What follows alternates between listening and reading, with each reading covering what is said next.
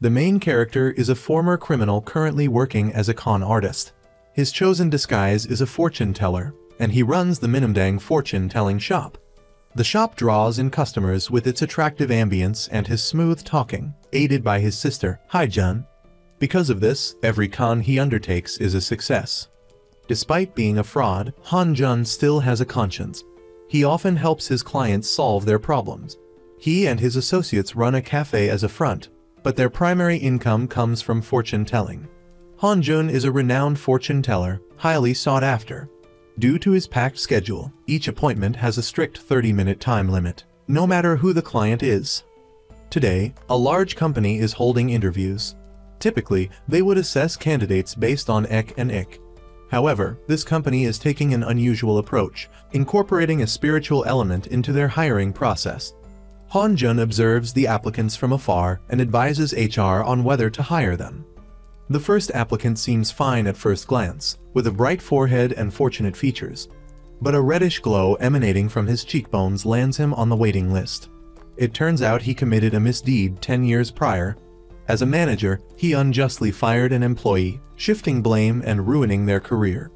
Upon hearing this, HR immediately asks the applicant if it's true, if he framed and fired an employee a decade ago. Everyone is stunned by the question. The applicant, left with no choice, hesitantly nods. The next applicant is also seemingly okay, but her ear shape isn't ideal. According to Hanjun, someone with such ears struggles with impulse control. He instructs the interviewer to ask her to empty her pockets.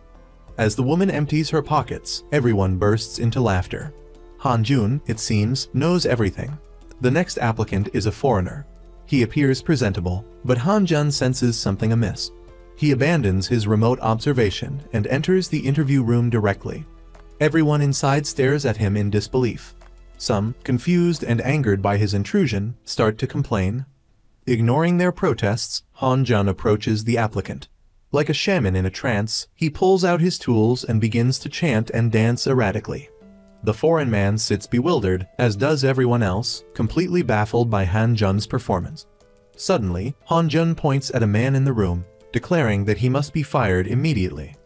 The man, a senior executive, is outraged by Hanjun's seemingly nonsensical accusation.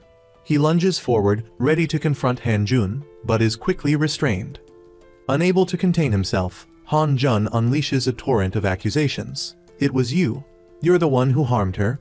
If it weren't for you, she would still be alive and happy. You abused your power to harass her. What else have you done?" Hanjun's exposé leaves everyone speechless.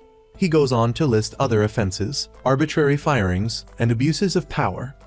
You're the one who should be fired." Hanjun delivers a final warning to the executive. "Issue a public apology immediately, or you won't like the consequences."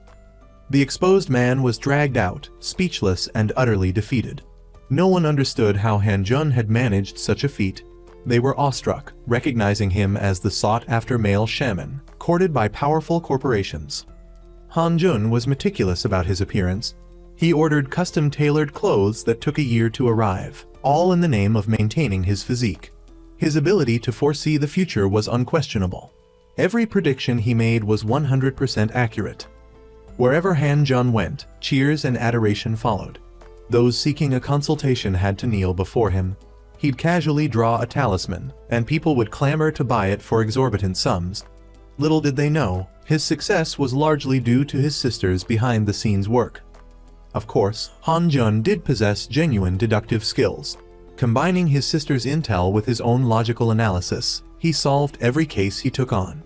Even seasoned detectives couldn't discern his elaborate charade. They hailed him as a brilliant man, the top shaman in Korea. Hanjun's schedule was relentless, from dawn till midnight. He slept with his phone on airplane mode to avoid the constant ringing. One night, a call came through. The moment he answered, his words struck the caller with their uncanny accuracy. The woman on the other end was in awe of his abilities, not considering that perhaps deities weren't typically available for midnight calls. However, her panicked state left little room for such rational thought. Her husband had returned home covered in blood, seemingly high on drugs. Adding to her fear, his secretary had rushed into his study in a state of distress. After listening to her story, Han Jun assured her that he would have the spirits contact her shortly. Hanging up, he and his team immediately accessed the camera feeds connected to all 3 individuals involved. Observing the footage, Han Jun's sharp mind went to work. Using the street name visible in the video, they pinpointed the location of the incident. Although they knew where the incident occurred, the recording device had been turned off during the body's disposal. Han Jun had to rely on his deductive abilities once again. He reasoned that the man, clearly agitated and acting hastily, lacked patience. In such a state, he would want to dispose of the body quickly, choosing a nearby, inconspicuous, and familiar location that he perceived as safe. That left a few possibilities: the Han River Park, the reservoir, the War Memorial, and the Memorial Park. The man's mother's ashes were interred at the Memorial Park, making it a familiar place, lacking surveillance cameras, and with minimal foot traffic. That had to be it. Let's go, move. But despite arriving promptly and searching thoroughly, they found nothing. Both Han Jun's associates and Han Jun himself began to doubt his judgment. However, as they were analyzing the situation, a chilling presence and strange sounds crept up behind them. These 3, who played at being spiritual masters every day, were suddenly terrified. The 2 burly men, excluding the sister, were petrified. They instinctively hid behind Hai Jun, using her as a shield as they cautiously advanced. Suddenly, they saw a figure move. The 3 siblings screamed and scrambled back to their car. Han Jun, the seemingly all-powerful shaman, could only sit and pray to Jesus for protection. Then, a hand appeared, causing him to faint from fright. Hai Jun, from the back seat, nudged the 2 men and said, "I think that's the person. This is the motorcycle driver who was hit." His heart only temporarily stopped due to the impact. The driver who hit him must have thought he was dead and dumped the body here. Since it involves a hit and run, the case has been assigned to the Major Crimes Unit. This case involved a formidable figure, Lieutenant Han Yi-Hui. She had single-handedly taken down the Jang Ho gang, unarmed. The rescued officers had witnessed her seemingly gravity-defying moves, her effortless spins and takedowns. They saw her as something of a deity. From that day on, Yi-Hui was known as the Han Amazon. Despite her prowess, this particular case had eluded her. "You can't hide forever. I will catch you, no matter what." Little did she know, she would encounter the man she was relentlessly pursuing at this very crime scene. The less astute younger brother asked, "Why does she keep staring at you?" Without hesitation, Han Jun replied, "It's obvious, isn't it? She's smitten." He then checked his reflection, satisfied with his appearance, and leaned confidently against the railing. Yi-Hui, though recognizing him, maintained her charade. Feigning ignorance, she inquired about the case details. "If you didn't witness the accident, how do you know what happened? Did the victim tell you?" Before Han Jun could respond, his brother launched into an extravagant praise of his abilities, leaving Han Jun no room to interject. Pleased with his brother's effusive compliments, Han Jun patted him on the back. Yi-Hui remained silent, but that night, she staked out the address on Han Jun's business card. Meanwhile, Han Jun, brimming with confidence, mused that the policewoman from earlier must have taken on the case because of him. She's totally obsessed. Just then, the cafe employee rushed in, yelling, "That crazy lady is back!" The 3 siblings gritted their teeth and ran to the door to investigate. Han Jun's reputation had attracted a stalker, a woman obsessed with him. She not only followed them day and night, but also arrived at the same time every day to steal their trash and mail. Unbeknownst to them, tonight's trash thief wasn't the stalker they expected, but Yi-Hui, the investigating officer. They ran outside to find the crazy lady, and eventually, they spotted her. The 4 then began a chase down the alley. Furious, they yelled, "We're catching her today." They finally cornered Yi-Hui, but she moved like a phantom, effortlessly scaling the buildings. As they stood dumbfounded, she turned back to face them. Terrified, the 4 immediately fled, abandoning Han Jun. Left alone, Han Jun feigned composure, stood up, and called out, "Hey, who are you? Get down here." The man, who owned one of only 2 such cars in the world, had killed someone, yet felt no remorse. He was even angered when his assistant suggested reporting the car damaged. Suddenly, a voice boomed from outside, and the assistant jumped up, asking, "Who are you?" Han Jun replied without hesitation, "I am Shaman Han Jun." He was there to save this foolish tycoon, his client's husband. The tycoon, of course, knew Han Jun was the shaman his wife consulted. But as a prominent Korean tycoon, he held him in little regard. Seeing her husband's rudeness, his wife spoke frankly, "If you don't want to be arrested for attempted murder, you better listen to the shaman." The tycoon, realizing his wife knew about the incident, assumed his assistant had told her, but she quickly explained that Han Jun had informed her. Without giving the tycoon time to react, Han Jun pulled out his bell and began his peculiar dance. Then, in a dramatic flourish, he declared, "This isn't your first time, is it? You despicable man." The blood-soaked woman stood right beside the tycoon's spirit. Han Jun dramatically clutched the tycoon's throat and mimicked hitting him over the head, shouting, "Like this, you strangled her with your left hand and bashed her head with a vase with your right." The tycoon laughed nervously. These details were known to no one, not even the police or his assistant. Yet, this stranger he'd never met knew everything. Despite the laughter, a chill ran down his spine. Han Jun's knowledge came from deductions he'd made 2 hours earlier based on the information gathered. Though the victim's fingernails contained DNA evidence matching the tycoon, the established time of death provided him an alibi. He was deemed innocent. However, Han Jun not only knew he was the culprit, but his detailed recounting of the crime forced the tycoon to beg for his help. In South Korea, evidence obtained without a warrant, no matter how damning, is inadmissible. Han Jun and his team were exploiting this loophole, knowing the police couldn't convict the tycoon without concrete evidence of the hit and run. The police were under pressure to solve the case quickly, but obtaining a warrant still required the standard procedure. Their current objective was to secure the tycoon's car before the police could obtain a warrant. The tow truck driver finally came through. Before the warrant was approved, he handed over the dashcam footage to the detective in charge of the case. With their bait taken, the Han siblings exchanged satisfied grins. Those still unaware within the police department, including a smug Van Duong, believed they had a solid case. However, as they arrived to arrest the tycoon, Han Jun calmly approached him and advised him to walk with his chest out and back straight, like a wrongly accused man, assuring him he'd be released shortly. Witnessing this, Yi Hui argued that the evidence against the tycoon was irrefutable. This time, release was impossible. But Han Jun remained nonchalant, retorting, "It's hard to say. Perhaps you need even more concrete evidence." Observing his confidence, Yi Hui knew something was amiss. After Han Jun left the house, she confronted him without preamble, demanding, "What are you playing at? You reported the crime, and now you're helping the perpetrator." Han Jun simply replied, "I'm the tycoon's valued client. I'm just doing my job for my client." Infuriated, Yi Hui shot back, "As long as you're getting paid, you don't care what kind of person your client is? Don't you feel any shame? You're even more of a fraud than I thought." Hearing this, Han Jun, already some distance away, turned back. He strode aggressively towards a now apprehensive Yi Hui and said, "I know you were the one who searched the surveillance footage of me. I was following him. Do you have any proof?" Han Jun chuckled. "You want me to show proof? Just like a real criminal, I know you've fallen for me. I am quite handsome after all. But I'm not a good man for women. I've told you that." Still reeling from his recent, unexplained rejection, Han Jun was about to argue with her when Yi Hui swiftly took him down with a move. His younger brother, waiting in the car, saw his pained expression and asked in confusion, "Why are you crying?" With a touch of melodrama, Han Jun replied, "Today, your brother broke another young woman's heart." As Han Jun had planned, the results unfolded exactly as he'd anticipated.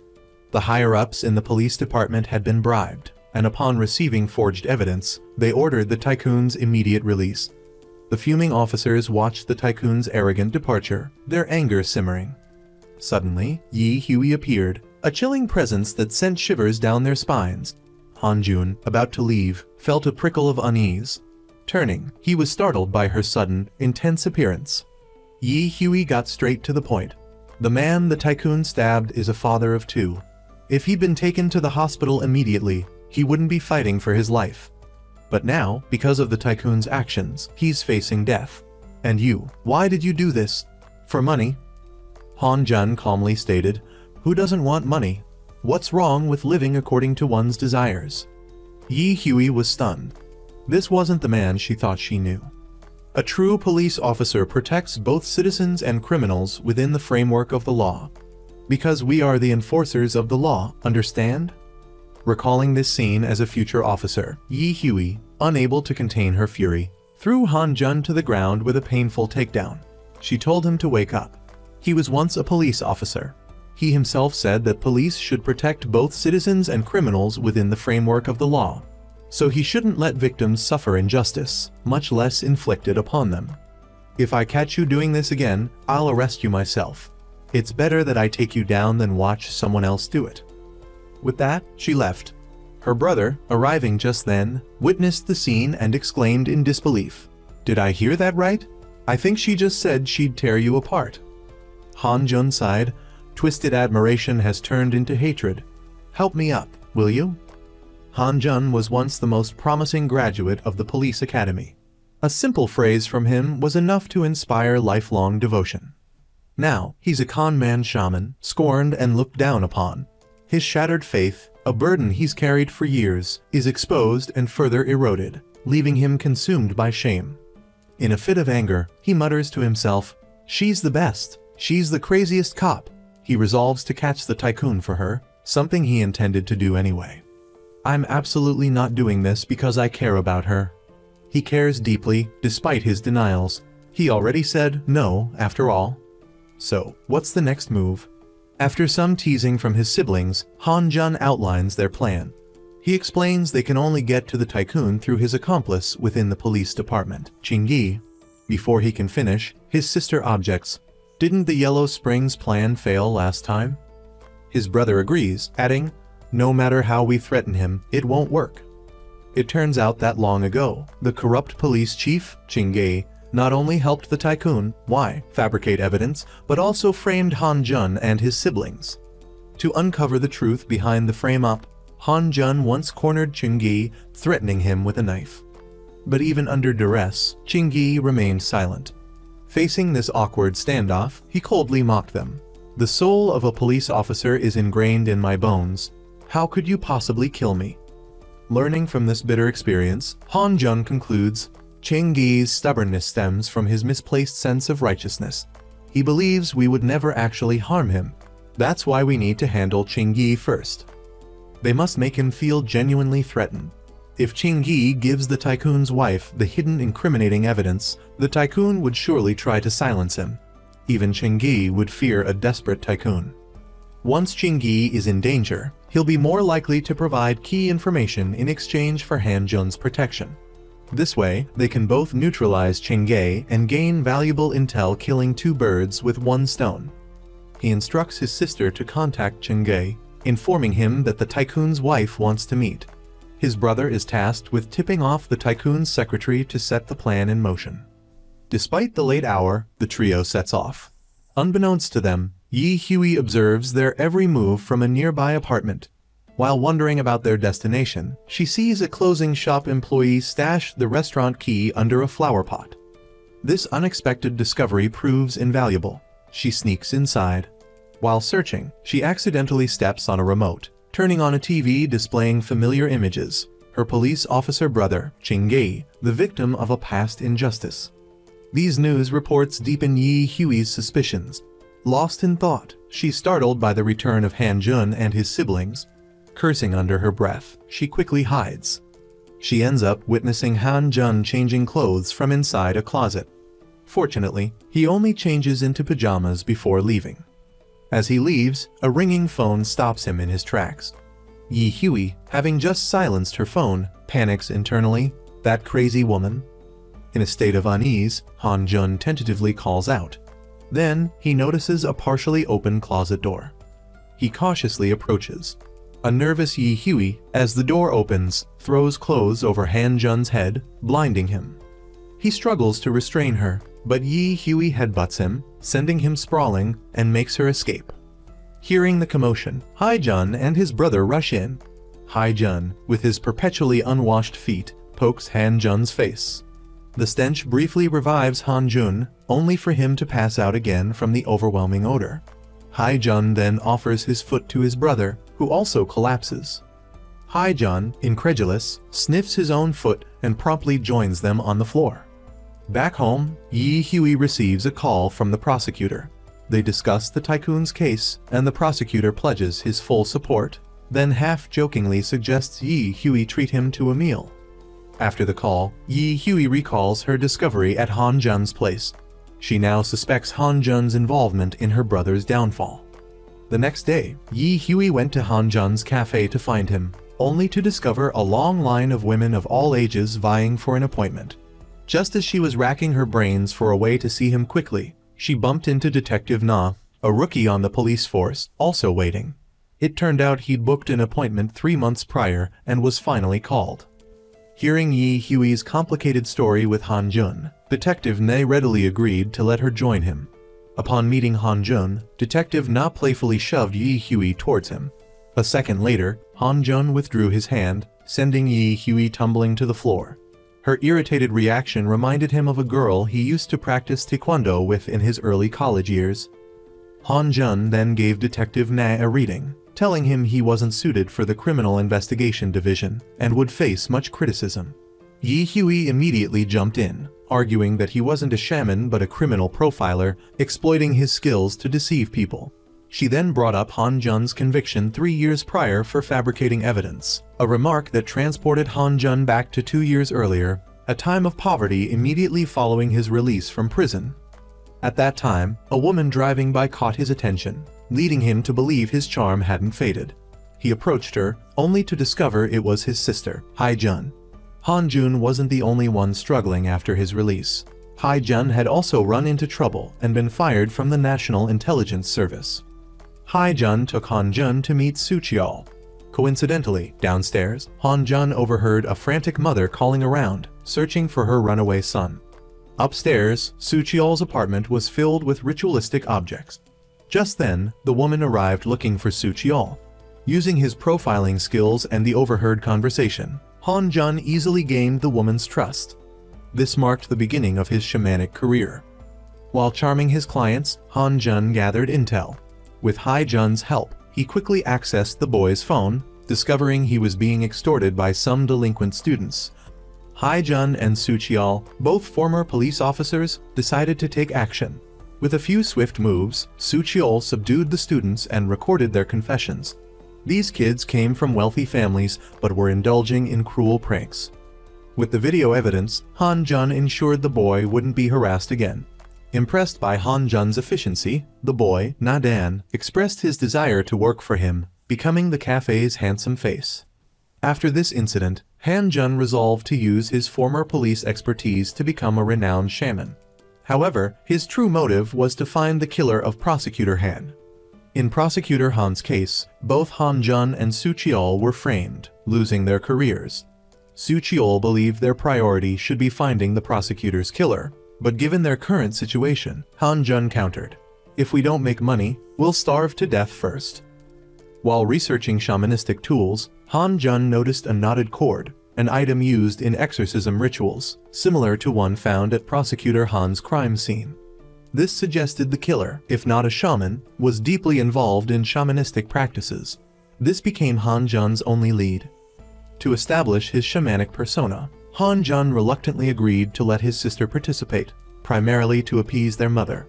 They decided to open a cafe, Su Qiao as the barista, Hai Jun handling intelligence, and Han Jun attending to VIP clients' concerns in a private room.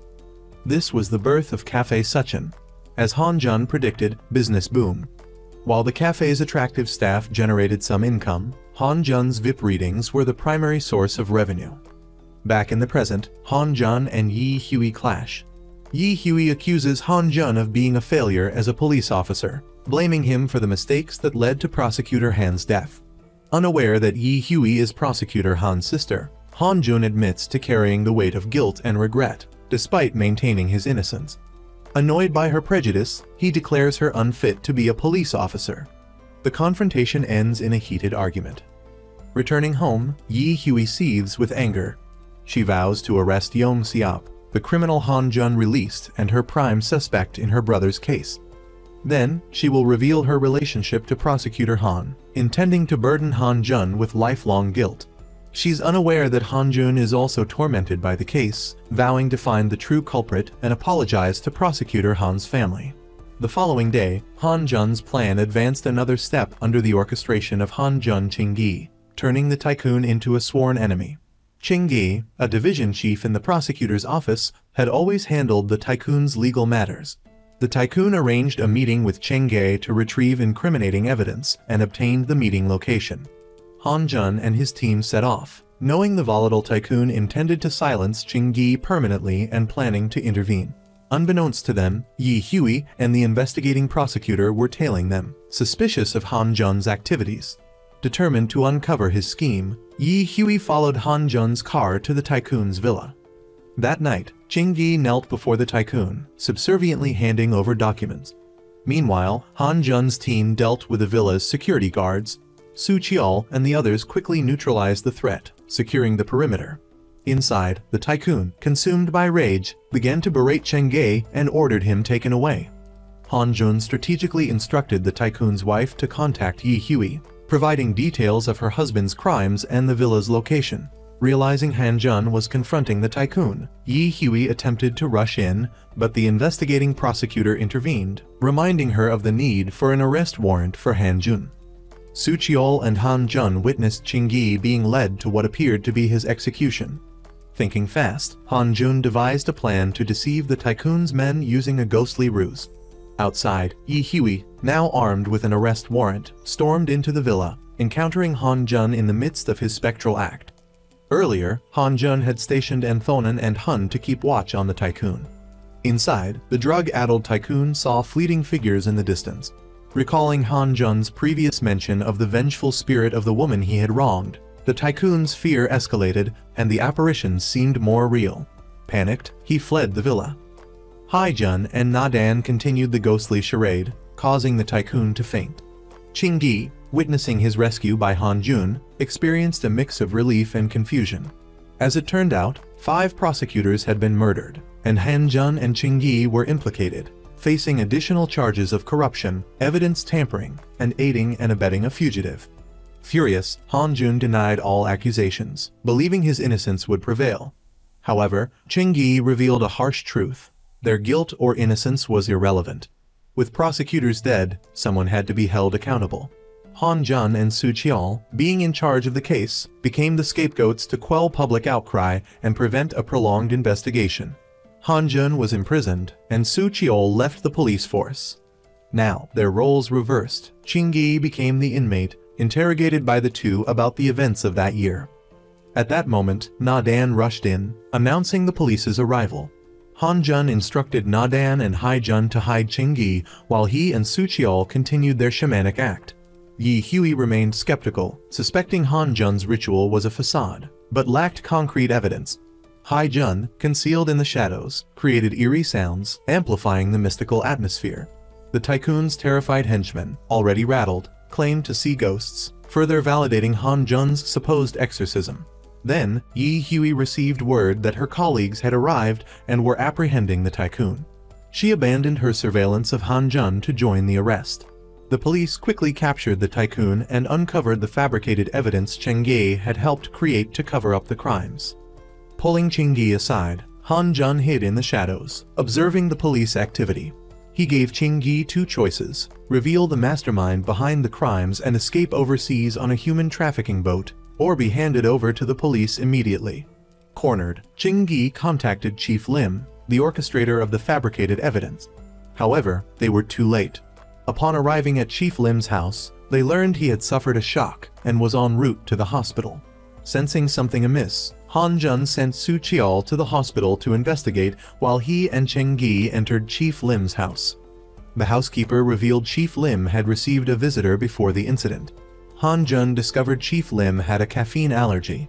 The tea boxes in the house were meticulously labeled, making it unlikely Chief Lim would consume high caffeine tea. Su Qiao called, reporting Chief Lim had died before reaching the hospital.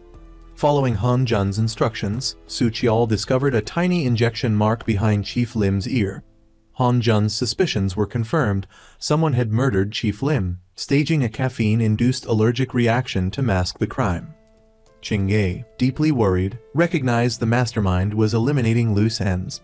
At the police station, Yi Hui gathered information. The tycoon's wife, now enamored with Han Jun, revealed he had encouraged her testimony, hoping for a future relationship. Yi Hui grew increasingly convinced of Han Jun's connection to the case. The next day, the police found Cheng Yi tied up on a pleasure yacht, part of Han Jun's plan to protect him from the mastermind. Han Jun and Su Qiao attended Chief Lim's funeral, suspecting the killer was someone close to him. All CCTV footage related to the case had been erased. The body was cremated before an autopsy, and the shock diagnosis seemed rushed. The mastermind's influence was even more formidable than Chief Lim's. Finding no suspects at the funeral, Han Jun was about to leave when a young man, Seung Won, heir to the Choi Kang Corporation, caught his attention. Chief Lim, a former high-ranking police official, had resigned to join Choi Kang for a lucrative position. Han Jun sought out the tycoon's wife, now the acting CEO, to inquire about Chief Lim's hiring. She readily agreed and presented Han Jun with a large sum of cash as a thank you, along with a ring, proposing marriage. Han Jun quickly pushed his wealthy wife away, rejected her marriage proposal, and left. Immediately afterward, Han Jun took all the money his wealthy wife had given him to the hospital, and transferred it to the family of the victim who had been seriously injured by the tycoon. He hoped that the family would resolutely refuse to reconcile with the tycoon, receive what they deserved, and ensure the tycoon suffered what he ought to. He also took out his business card, gave it to the victim's wife, and told her she could call him if needed. This scene was witnessed by Yi Hui, who had just arrived at the hospital, leaving her unable to comprehend Han Jun's actions. What on earth was going on? Later, Han Jun went to the grave of Prosecutor Han from that year. After Han Jun was imprisoned, Yi Hui had tried repeatedly to find him.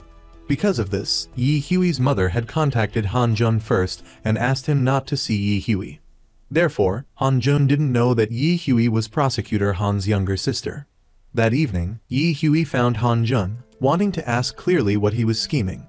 Han Jun, not wanting to say much, only revealed to her that he was doing all those things for his client, the tycoon's wife, who wanted to take down her husband to become the vice president.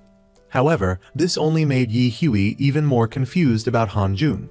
She then wanted to learn more about him.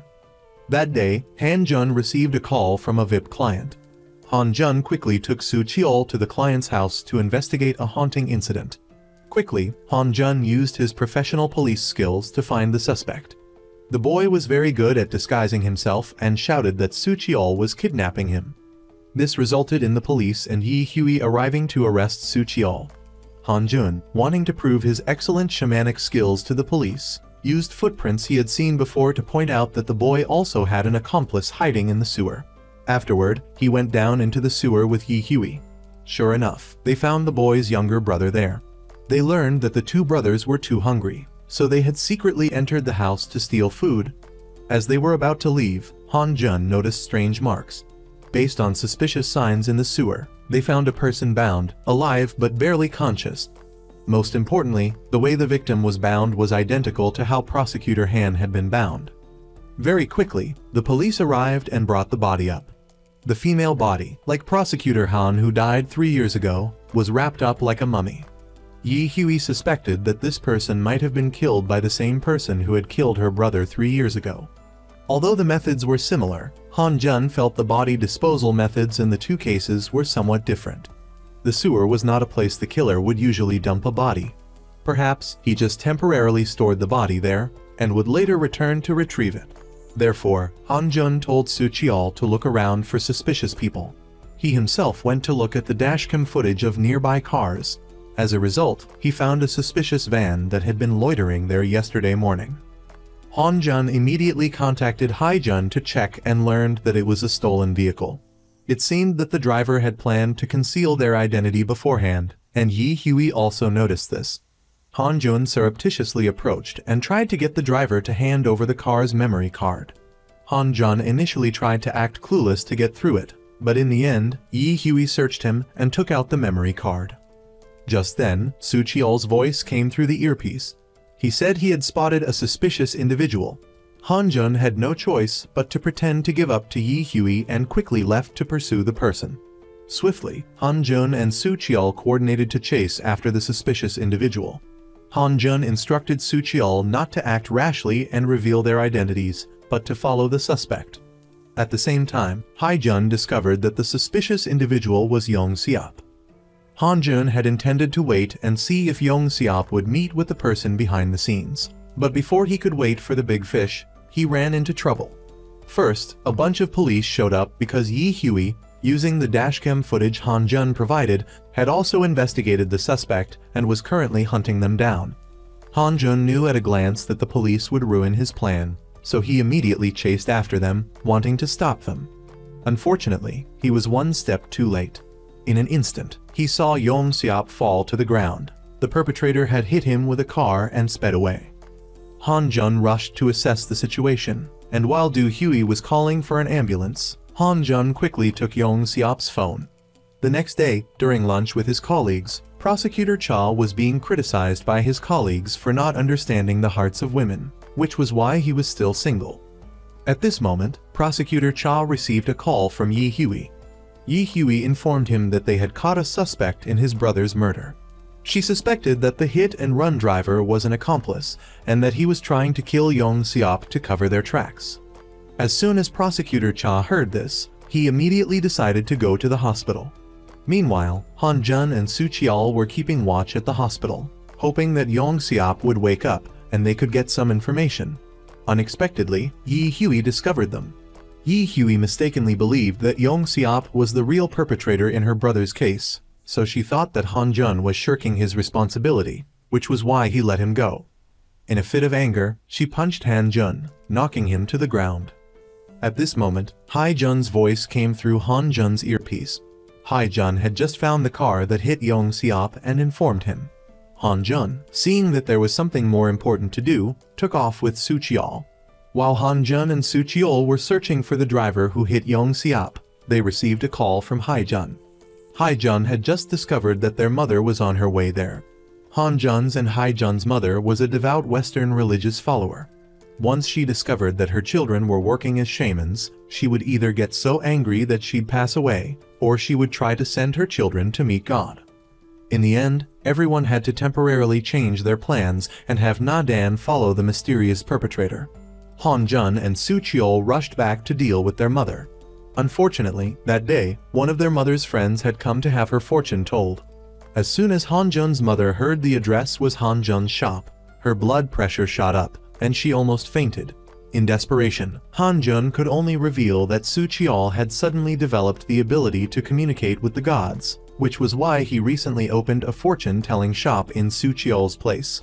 At this time, Na-dan found the hit-and-run vehicle. Inside, it was just a mess. The cunning perpetrator had destroyed all relevant documents in the car before abandoning it. The police had also arrived, but Na-dan could only quickly grab a few things from the vehicle. He hoped to find useful information when he got back to the establishment. Su-cheol, Han-jun's mother, had already left. Han-jun had finally managed to successfully trick his mother. Immediately afterwards, Han-jun searched through the trash bag that Na-dan had brought back. Inside, he found a bank transfer receipt to the Red Cross. Han-jun didn't believe that such a shrewd culprit would leave behind such obvious evidence. He suspected that the perpetrator was deliberately trying to reveal this information. Meanwhile, the police had also found the latest evidence. The hit-and-run vehicle only yielded Yong Seop's vehicle registration number, and the victim was found in the sewer. This led Yi Hui to believe that the perpetrator was Yong Seop's accomplice. He, after trying to kill the victim to silence them, had erased all traces of himself. Currently, the police had also taken samples of the cloth wrapping the victim in the sewer for testing and found traces of dye. But more specific results would take some time. At this point, Yi Hui received a phone call from the prosecutor. The two of them made arrangements to go to Yong Seop's residence for an inspection. Han-jun and Su-cheol were one step ahead and had already located Yong Seop's place. When they entered to search, they discovered photos of the victim that Yong Seop had plastered on the walls. In addition, a lot of evidence pointed to Yong Seop as the perpetrator. But this, conversely, made Han-jun suspicious. Yong Seop was a man living alone and was extremely messy, but the evidence was placed very neatly. Han-jun became increasingly convinced that a perpetrator with obsessive-compulsive disorder was framing Yong Seop. Immediately, Han-jun lay down in Yong Seop's room, thinking about what password he would use for his phone. he inadvertently saw a picture of Yong Seop's family. Finally, he entered the password for Yong Seop's cell phone. As it turned out, Yong Seop's daughter had been sexually assaulted, so the password was the time that his daughter had been poisoned. Later, Hae-jun helped Han-jun track down information that Yong Seop had been in his hometown and came to Seoul on the exact day the body was found in the sewer. This coincidence had a high probability of being orchestrated by those behind the scenes. As for the last call made to Yong Seop from a burner phone, Hae-jun had not been able to track down any information yet. The good news was that Yong Seop had just regained consciousness.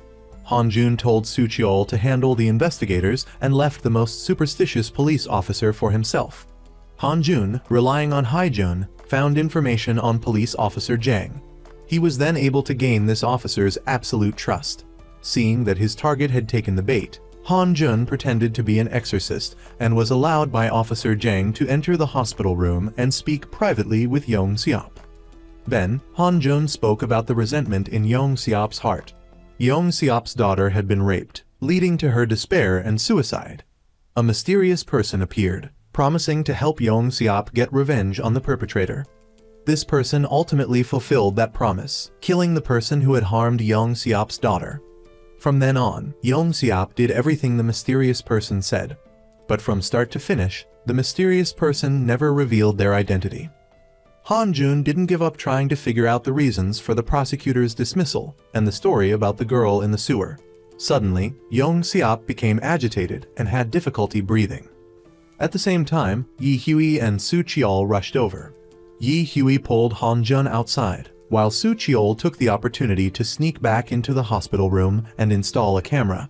Afterwards, Yi Hui and Han-jun went up to the rooftop to talk. Yi Hui criticized Han-jun for trying to harm her again, and for not catching the real culprit.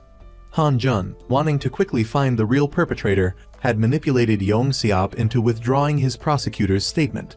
Han-jun told Yi Hui that Yong Seop wasn't the real culprit, because during prosecutor Han's case years ago, Han-jun had personally witnessed the real perpetrator. At this moment, prosecutor Han was quietly watching Han-jun from a distance.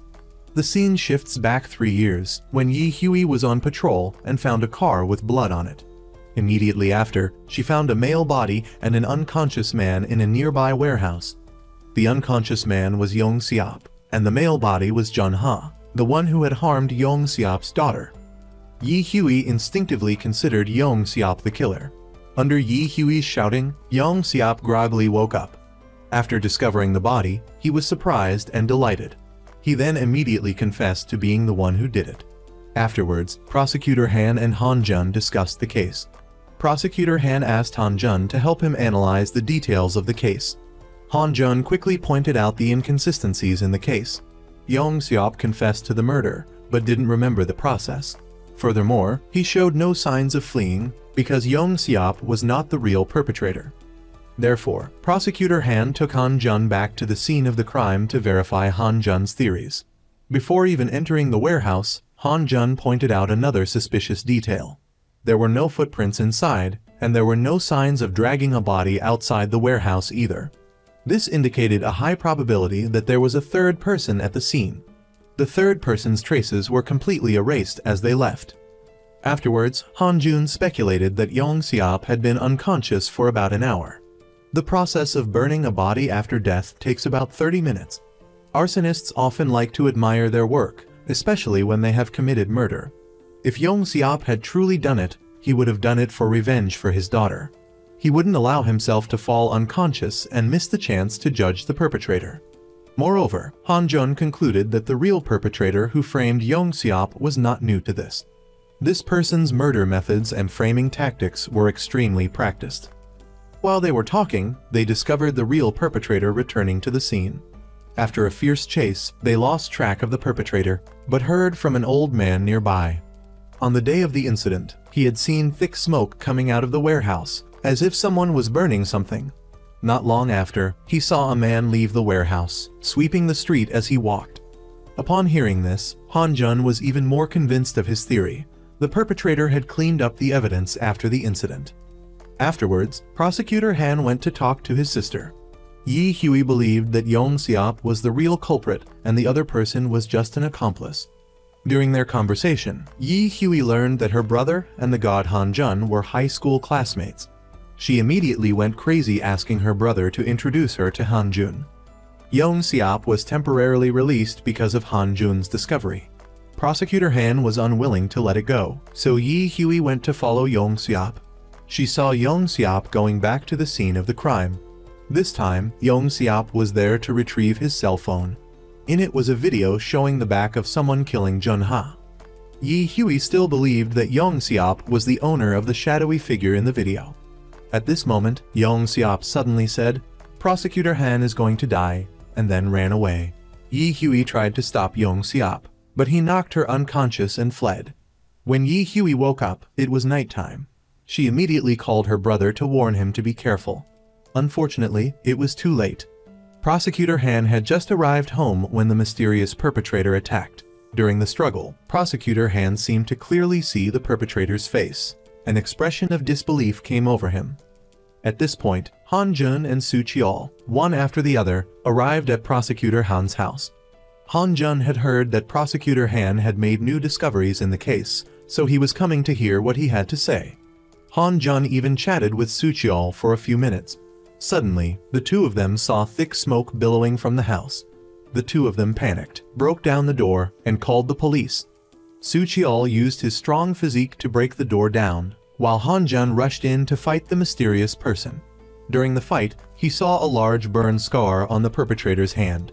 Before Han Jun could see the person's face, the perpetrator jumped out the balcony and escaped. Han Jun told Su Cheol to chase after the perpetrator, while he stayed behind to help his friend, but he failed. Han Jun sat on the ground, crying uncontrollably. When Yi Hui arrived, Prosecutor Han's father came to tell her the news. They found Yong Seop's ID at the scene of the crime. Upon hearing this, Yi Hui was certain that Yong Seop was the culprit, who had killed her brother. Han Jun was talking with Su Cheol in the room about the details of the case, but Han Jun insisted that Yong Seop was not the perpetrator because he had seen an old burn scar on the perpetrator's hand, and there were no scars on Yong Seop's hand. The perpetrator was someone else. Unfortunately, Han Jun and Yi Hui had not been able to meet at that time, which led to the current situation where Yi Hui and Han Jun were on opposite sides. Han Jun said he had seen the perpetrator who killed Prosecutor Han, but Yi Hui was biased against him and didn't believe him. Unfortunately, Han Jun could only leave to investigate his new suspicions further.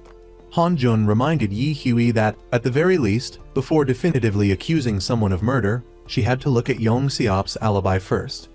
Yi Hui was prejudiced against Yong Seop, so she forgot to investigate his alibi. After returning home, Han Jun was met by the wealthy wife waiting for him.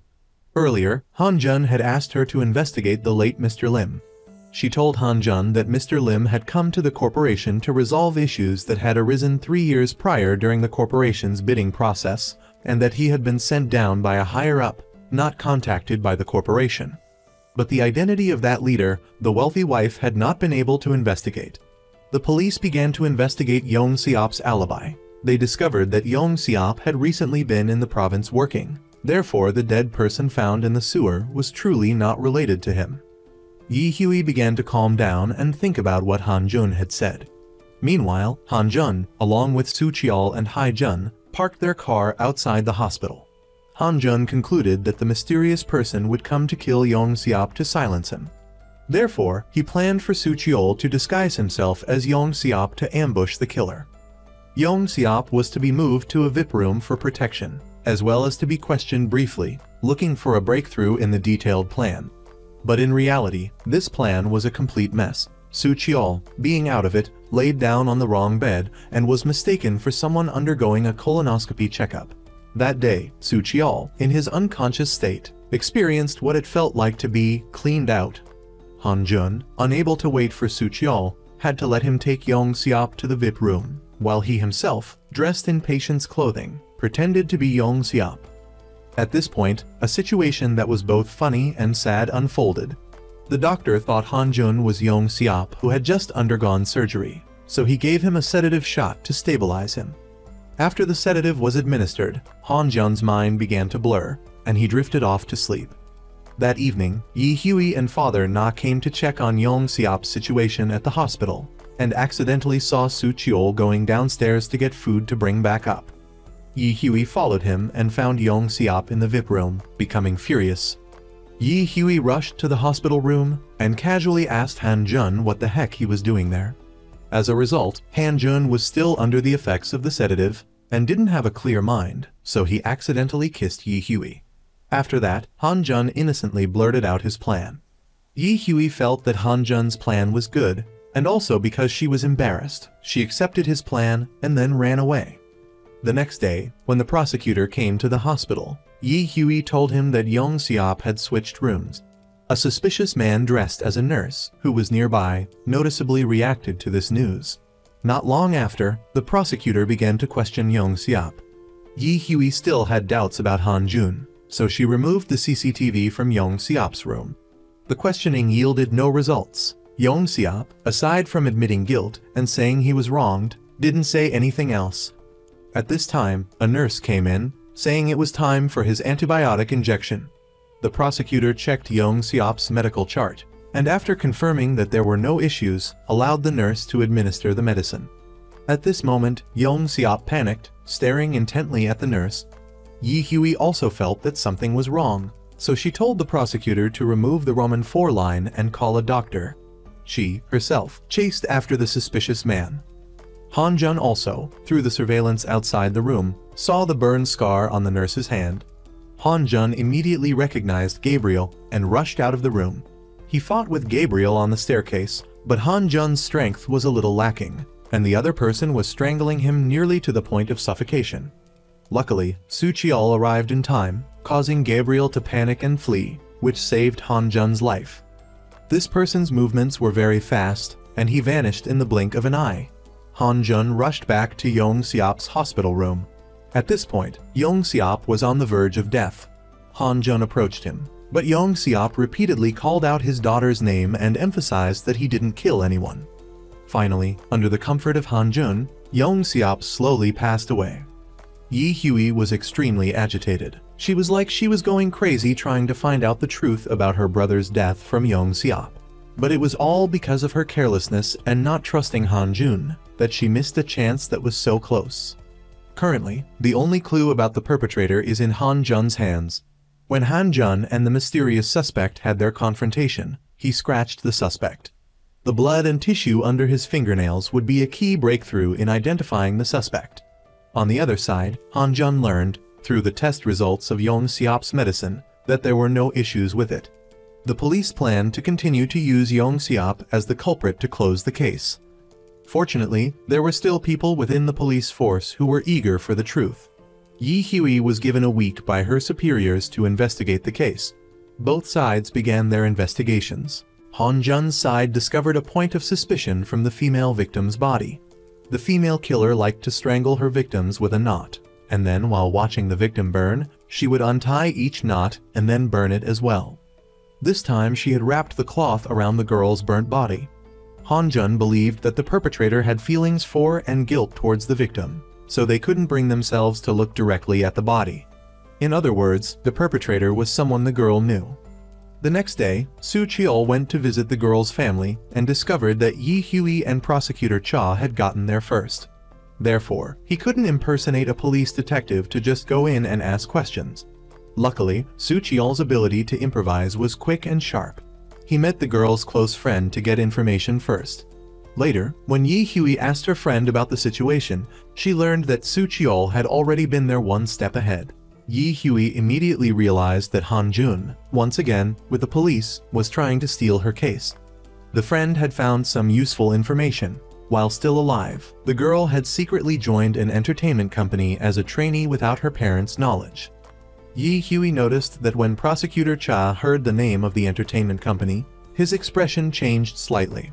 Afterwards, to retaliate against Han Jun, Yi Hui found her reporter friend and had her go to Han Jun's shop, disguised as a possessed person, to expose his identity as a shaman. As a result, Han Jun, based on his keen observation and judgment, saw through that the whole thing was staged. He continued his role as a shaman, and, bit by bit, revealed the little secrets of the two female reporters. The reporters became frightened and started to believe that Han Jun was a real shaman, and quickly turned off their camera. When Han Jun was seeing the reporters out, he saw Yi Hui sitting in the shop, waiting to see the joke. 1 second Han Jun was laughing at Yi Hui, and the next second he froze when he heard his mother's voice. When Han Jun's mother saw her son on the internet acting as a shaman, she unexpectedly fainted. Afterwards, she incessantly muttered to herself as she left, truly wanting to sever ties with her son. Han Jun learned that while still alive, the girl had been a trainee at an entertainment company and began investigating. Yi Hui was also investigating the same company. When she checked the girl's social media account, she suddenly received an apology message from a stranger. The person said that they had seen everything that day, but were too scared, so they pretended that they didn't know anything. This person's profile picture was also that of a trainee from the same company. Like the girl, Yi Hui decided to go to the entertainment company to meet the person who sent the message. Her colleagues reminded her that the owner of this company was Jin Sang, the third son of the chairman of the Choi Kang Insurance Company. He was famous for things like drunk driving, assault, drug use, and womanizing, but lately he had become more settled.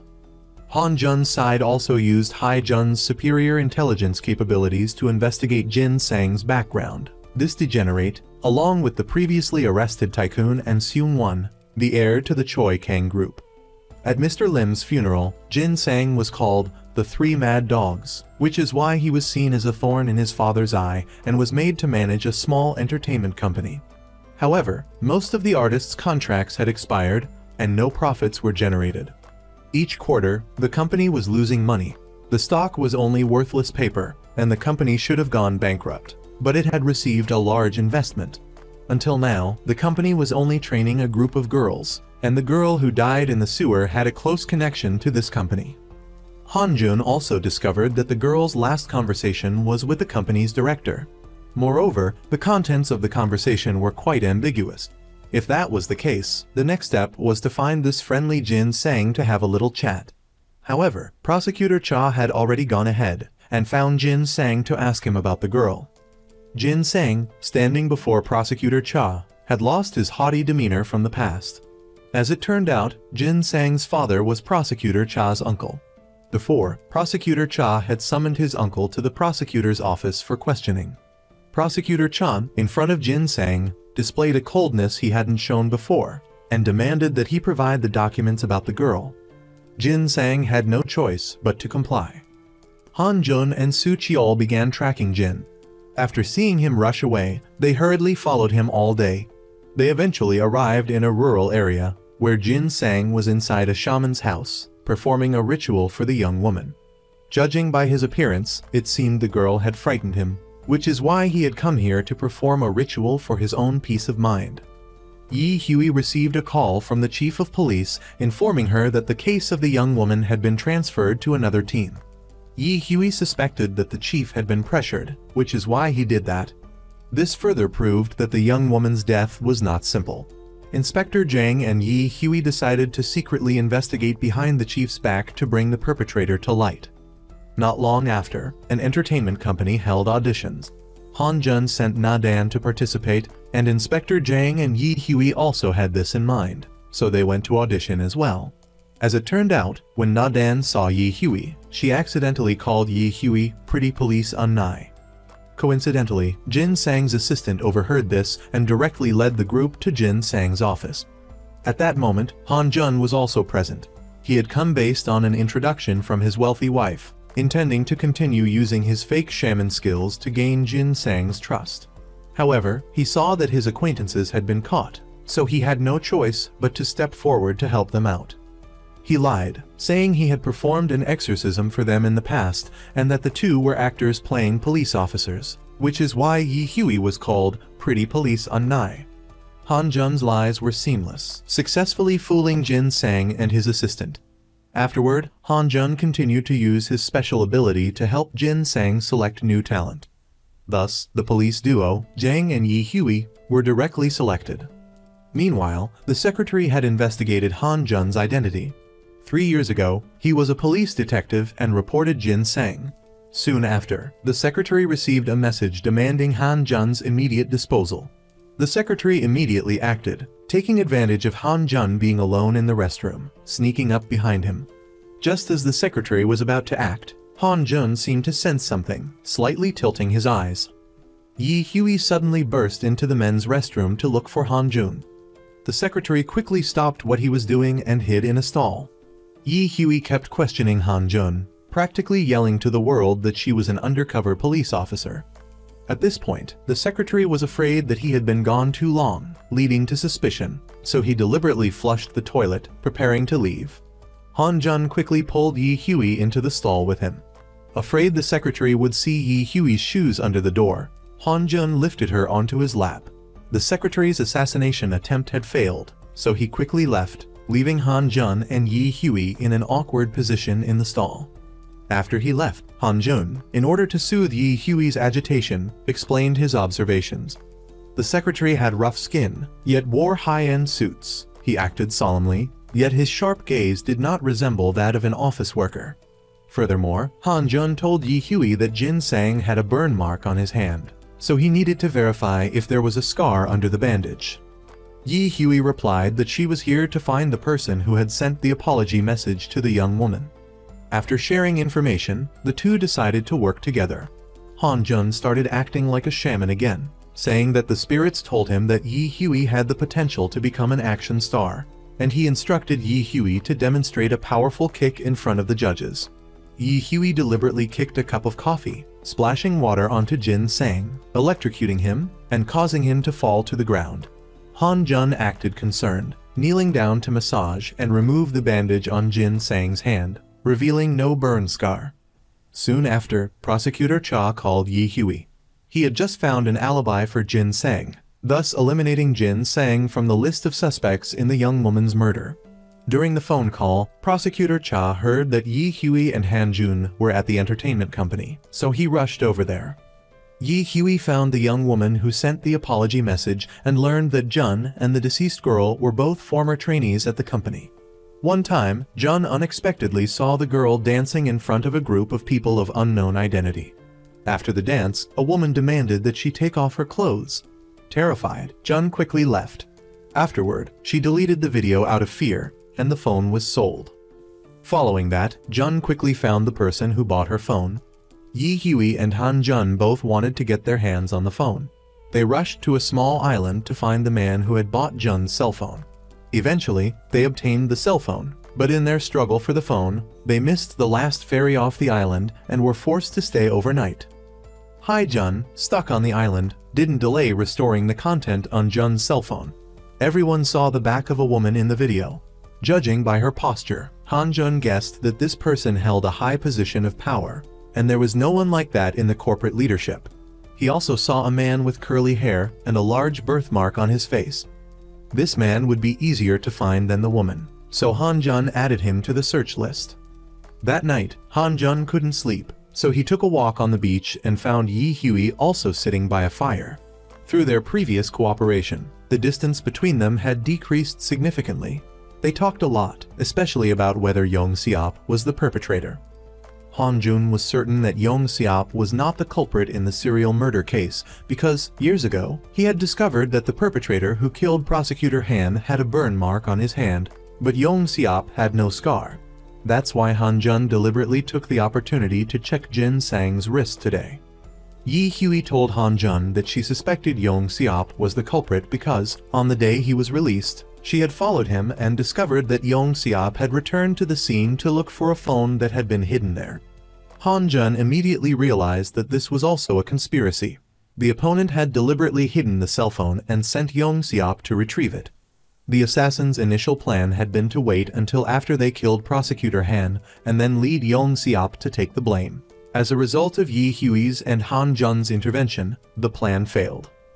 Han Jun's reasoning made Yi Hui understand everything. She apologized to Han Jun for not believing what he had said. The remaining small distance between them had been completely eliminated. At this time, Han Jun knew that Yi Hui was also feeling remorse for Prosecutor Han's death, so he encouraged her, saying that feeling regret was already painful enough, so she shouldn't feel guilty. The atmosphere gradually became hazy. Yi Hui accidentally fell into Han Jun's arms. Under the flickering firelight, a layer of ambiguity covered their faces. Just as they were about to kiss, Prosecutor Cha, who had feelings for Yi Hui, rushed over to break the ambiguous atmosphere. The next day, Han Jun and Yi Hui chose to part ways, ending their cooperation to avoid attracting Du Jin's attention. It was better if they kept their distance. On the way back, Yi Hui received a call from Inspector Jang. She told Yi Hui that the girl, before the incident, always got off the bus at a bus stop near the school.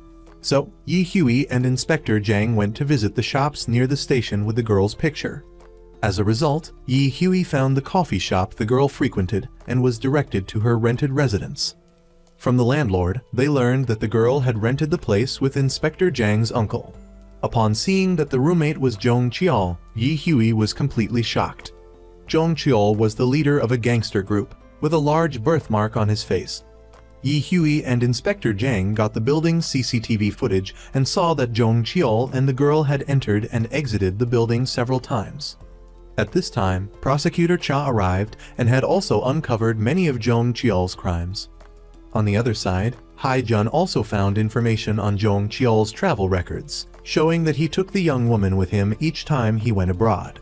Upon inspection, they discovered that Zhong Qiao was not only involved in gambling, but was also the owner of a live-streaming adult content channel.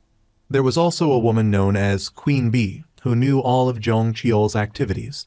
Han Jun, enraged, pulled Su Qiao along to find Queen Bee so they could work together on a hunk scheme. Unexpectedly, Queen Bee fell for Su Qiao.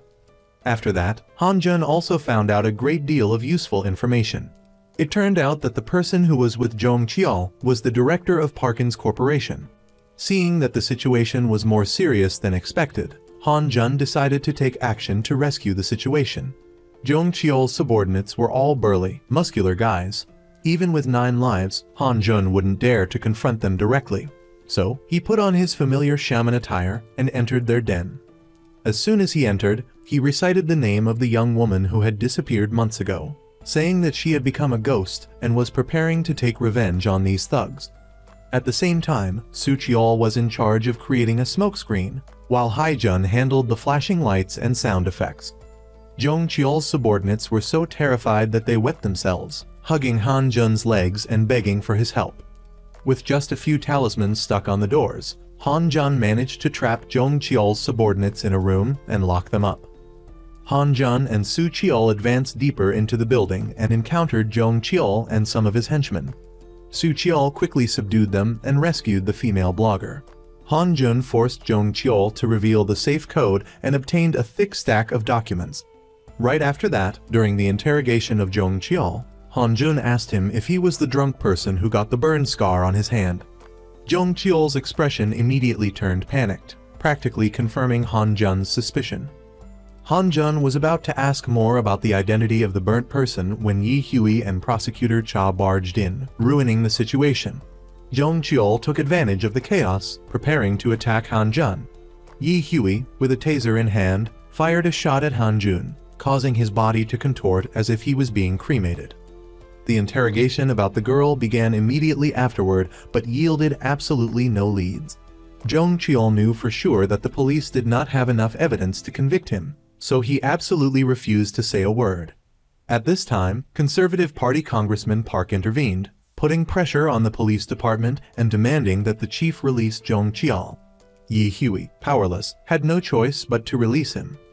While Han Jun and his group were researching the documents obtained from Zhong Qiao's hideout, they saw Zhong Qiao being released from the police station via the surveillance cameras. Han Jun lamented, "The justice system of South Korea is so fair." Wanting to find out who was controlling Zhong Qiao from behind the scenes, Han Jun devised a plan. This plan was still based on exploiting Zhong Qiao's state of panic, allowing Han Jun to act as a shaman. Han Jun went to Zhong Qiao and rambled on about all the bad luck that was about to befall him. Then, he gave him his business card and left. Afterward, Zhong Qiao's car was towed away. Nadan deliberately caused a minor accident, stole his wallet, and drained his phone battery. Zhong Qiao then hailed a taxi, whose driver turned out to be Su Qiao. Zhong Qiao had no money and couldn't turn on his phone, so he was left in a remote suburb. Zhong Qiao walked for a long time until he reached a bus stop, where he saw some young women smoking. He lost it, immediately going over to demand cigarettes. These girls were not easily provoked. They immediately put on their big sister act to teach Jong Cheol a lesson. From a distance, Han Jun watched, feeling sorry for him. After that, Jong Cheol struggled to find Han Jun. As soon as he arrived, he complained, "If a police patrol car hadn't driven by, I really could have been finished." Su Cheol immediately gave him a comforting hug. His real intention was to steal Jong Cheol's phone and hand it over to the hacker Hai Jun for some tinkering. Han Jun, on the other hand, was responsible for further questioning Jong Cheol. Han Jun continued his fake shaman act, learning from Jong Cheol that the person with the burn scar was Tisu. Han Jun recalled Jun's video and deduced that the mysterious woman beside Tisu was the one behind everything. Unfortunately, when the topic of the mysterious woman came up, Jong Cheol became terrified and wanted to leave. At that point, Han Jun returned, putting the cell phone back in Jong Cheol's pocket. After Jong Cheol returned to his company, he opened a video clip. To protect his life, he had secretly placed a camera at the hotel, recording footage of the young woman and her client at the hotel. Jong Cheol called Tisu, using the video to demand 3 billion won, so he could prepare to flee the country. Tisu said he would report to his superiors before he could give an answer. This phone call confirmed that Han Jun's suspicions were correct. Indeed, there was someone anonymous behind Tisu.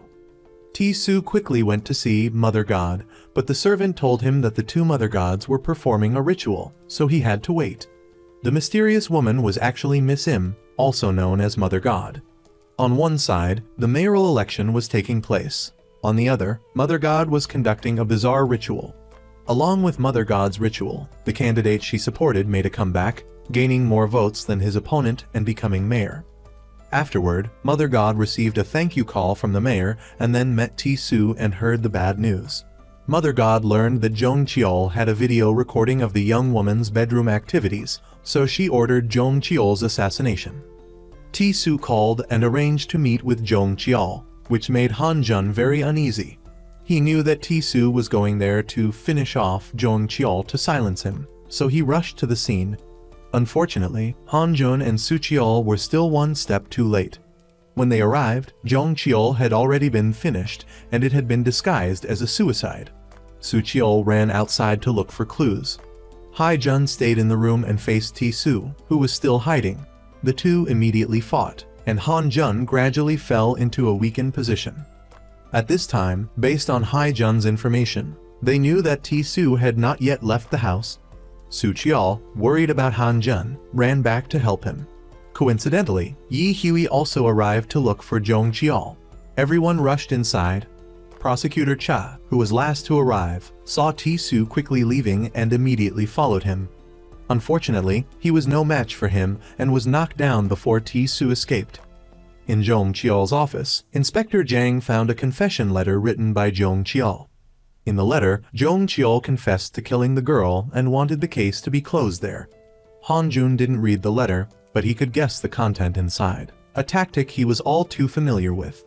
Han Jun said that the one who was manipulating Jong Cheol was Tisu, Jin Sang's secretary at the entertainment company. Following that, he also mentioned the relationship between Prosecutor Cha and that director Jin Sang. Prosecutor Cha immediately admitted it and made it clear that his close relationship wouldn't affect his work.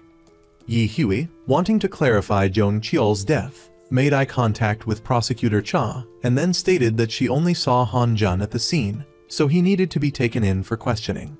Very quickly, Yi Hui entered the interrogation room with Han Jun. Did Han Jun confirm that Tisu was the one who had committed these series of crimes? Firstly, the methods of killing were all the same, specifically tying the victims with a cloth string that a shaman uses during a ritual. The crime scenes of Prosecutor Han's murder, the girl in the sewer, and Jong Cheol all had this piece of cloth. On the cloth was also a red symbol, similar to a talisman.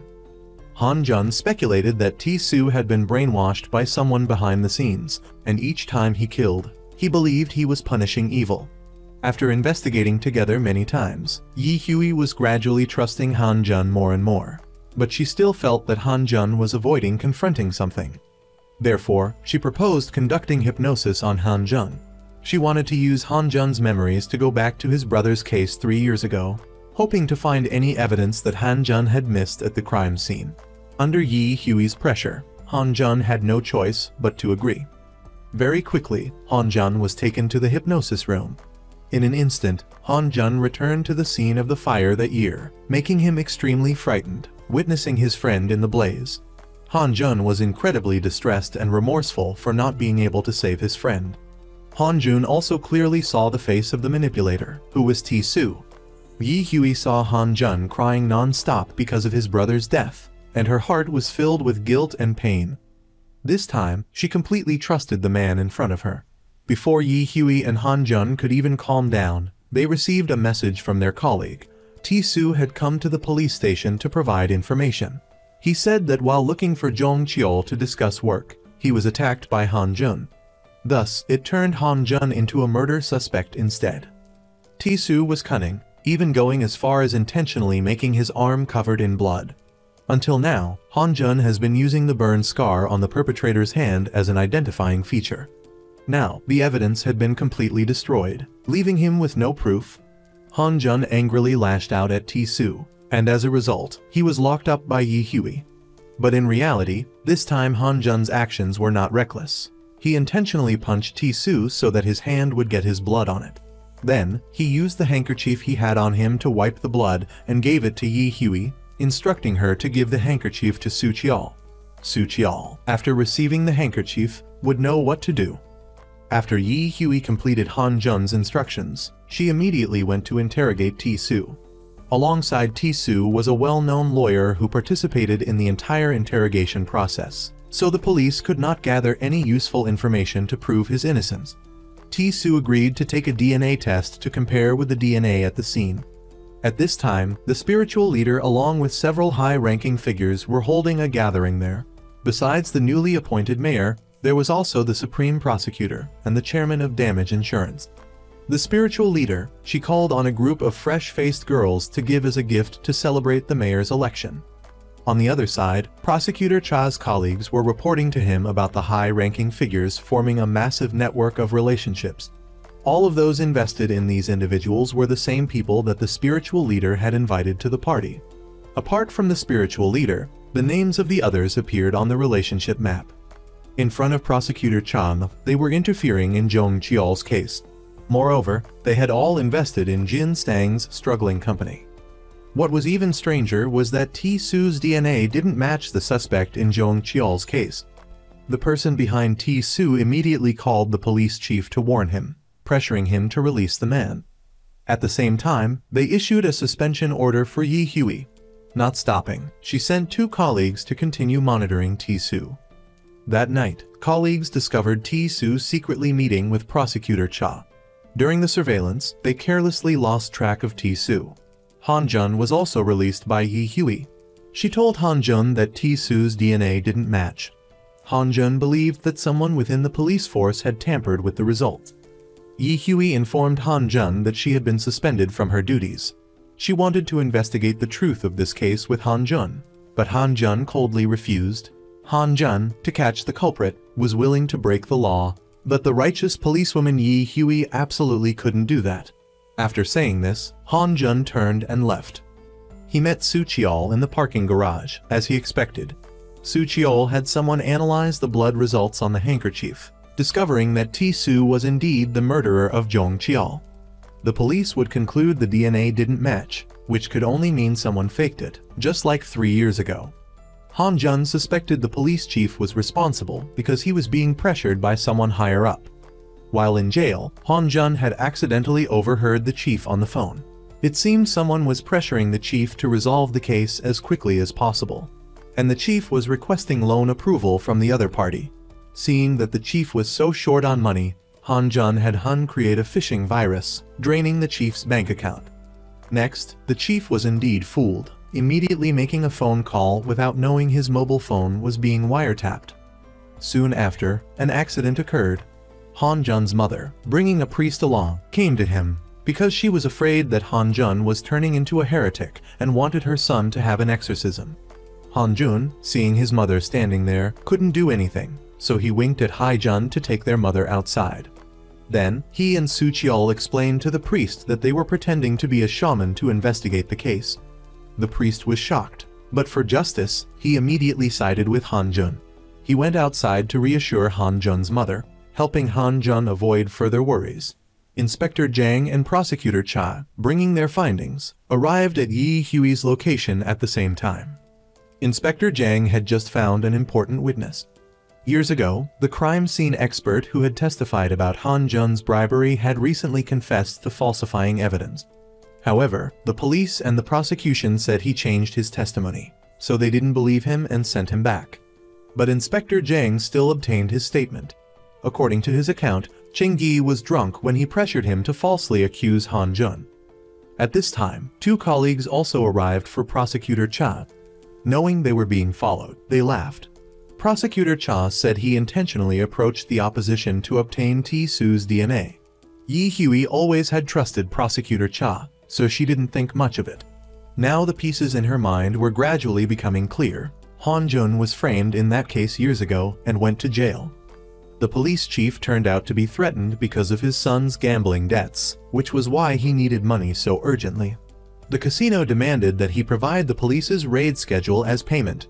This caused the chief to hesitate. At this moment, Han Jun went to the police chief pretending to be a mystical figure, revealing the chief's biggest problem. The police chief had heard of Han Jun's name before, and upon hearing this, immediately knelt down and begged Han Jun for help.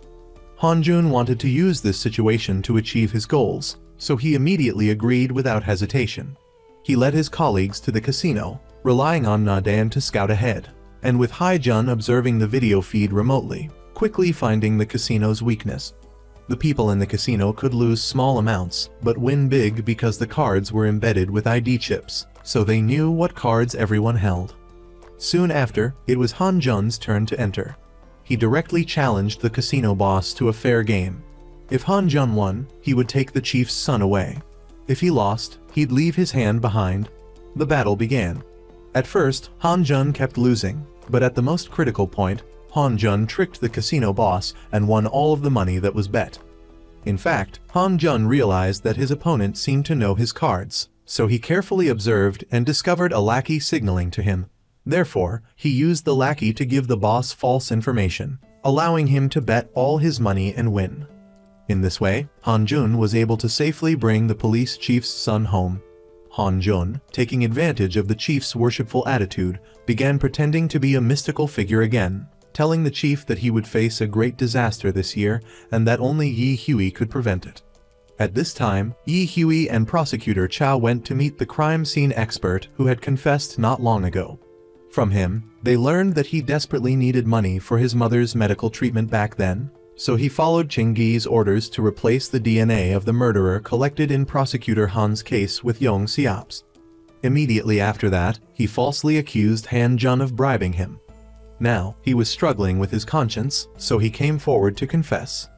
Yi Hui and Prosecutor Cha went to the jail to meet Ching-gi, but he absolutely refused to say anything, remaining stubbornly silent. On her way back, Yi Hui received a call from Inspector Jang, saying that the chief wanted to see her urgently. The chief reassigned the T-Su case to her. From the chief's words, Yi Hui guessed that Han Jun had helped her get her position back. This made Yi Hui extremely grateful to Han Jun. Prosecutor Cha sensed the affection that Yi Hui had for Han Jun and felt displeased. In the evening, Yi Hui went to find Han Jun. She promised to join forces with Han Jun to investigate the truth of everything. However, Han Jun refused once again. Yi Hui then took out a pair of handcuffs, cuffing Han Jun and herself together.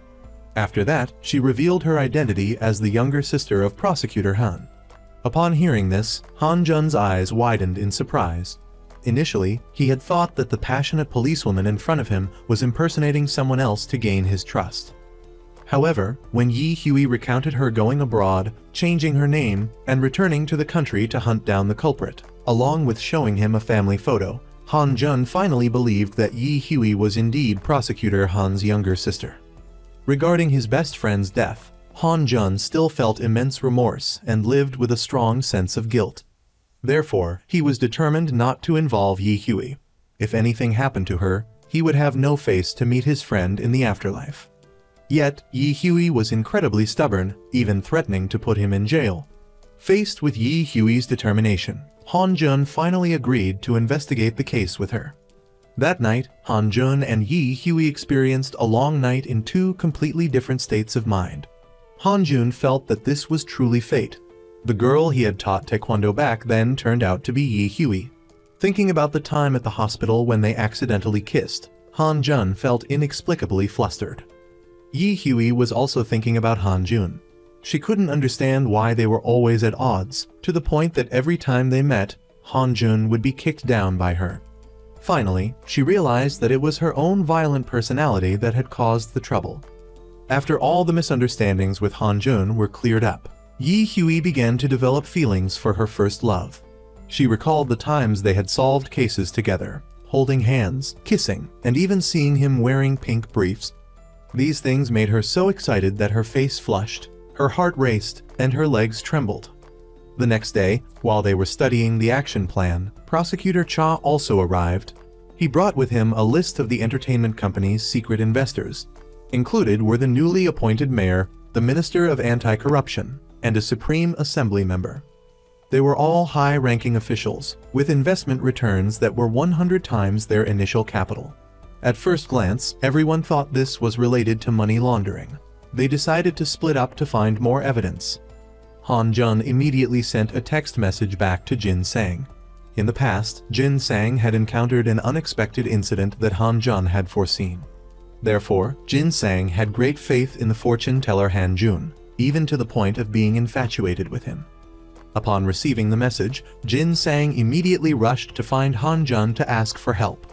Han Jun deceived him by saying that Jin Sang's father was being possessed by a demon. He intentionally described Ti-Su's appearance as a demon, causing Jin Sang to be momentarily terrified. Han Jun knew that there was someone else behind Ti-Su, so he intentionally said that behind the demon, there is another demon. Jin Sang then revealed the name of the shaman mother.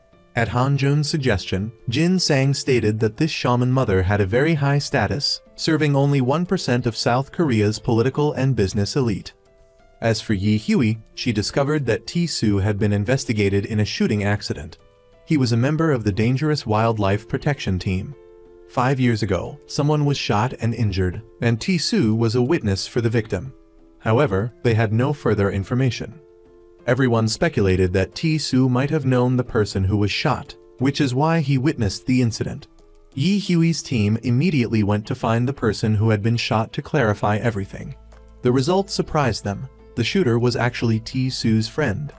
This person said that Ti-Su had disappeared 5 years ago, and still hadn't been found. Instead, they had discovered a skeleton, with a watch that belonged to Ti-Su on the dead man's wrist. However, the police determined that the remains were not Ti-Su's, but rather an unidentified body.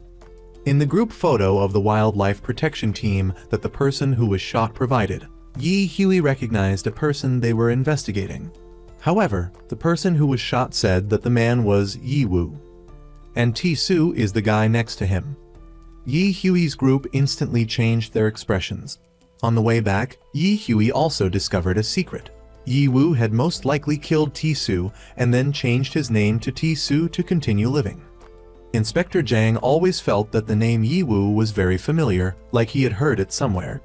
Meanwhile, Han Jun, wanting to investigate the background of the shaman mother, rented a venue to host a gathering of shamans. He wanted to collect information about the shaman mother from this meeting. As a result, there was indeed an unexpected gain. A shaman and a sorcerer at the gathering revealed that the shaman mother had once defrauded a follower, causing him to go bankrupt.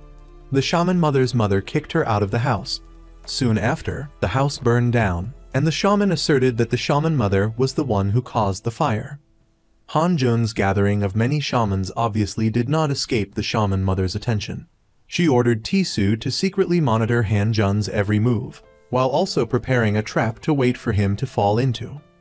Han Jun realized that the celebrity company party, where all the political tycoons would attend, was a good opportunity. He and Suchiol disguised themselves as waiters to sneak in. Unexpectedly, Yi Hui and Prosecutor Cha were also present. It turned out that the director of the company hosting the party was Prosecutor Cha's older brother, a prominent figure in politics. At the party, Suchiol and Han Jun recognized a familiar scent from a man named Sung Yu. They remembered having met this person at Mr. Lim's funeral.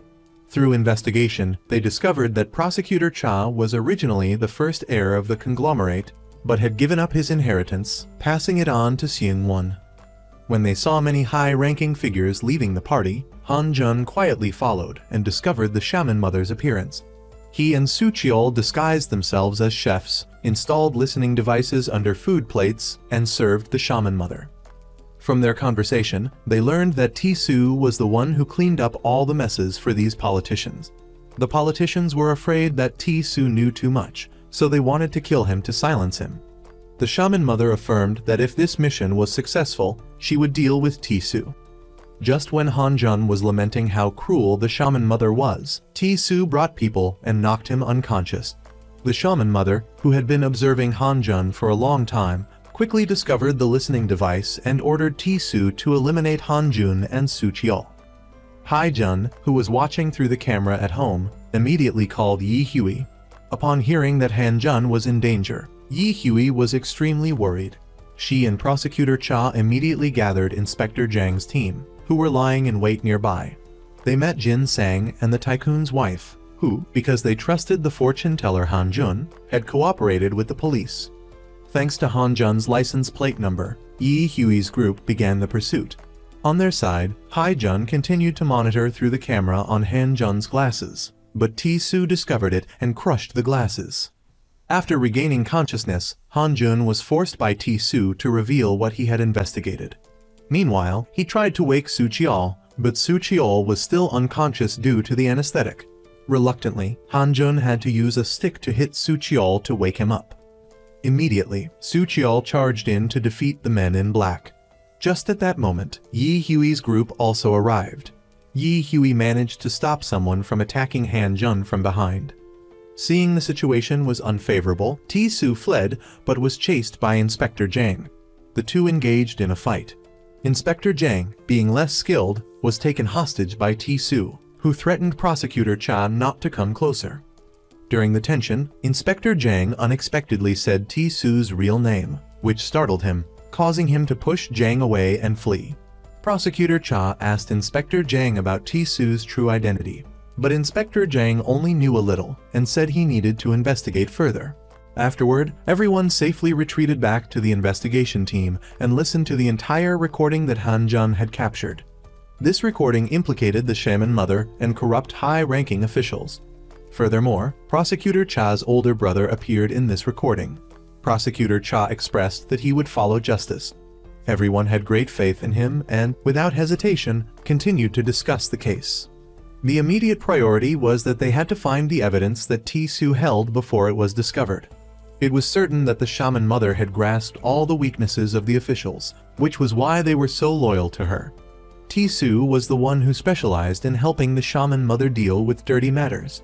He must have a lot of evidence of the shaman mother's crimes in his possession. Yi Hui saw Han Jun and Soo Cheol off home. Hai Jun hurriedly rushed to care for Soo Cheol, but acted like she didn't see Han Jun. Han Jun angrily shouted, "I'm also injured here," and pointed to some sores on his mouth. Unfortunately, Hai Jun didn't pay any attention to him at all.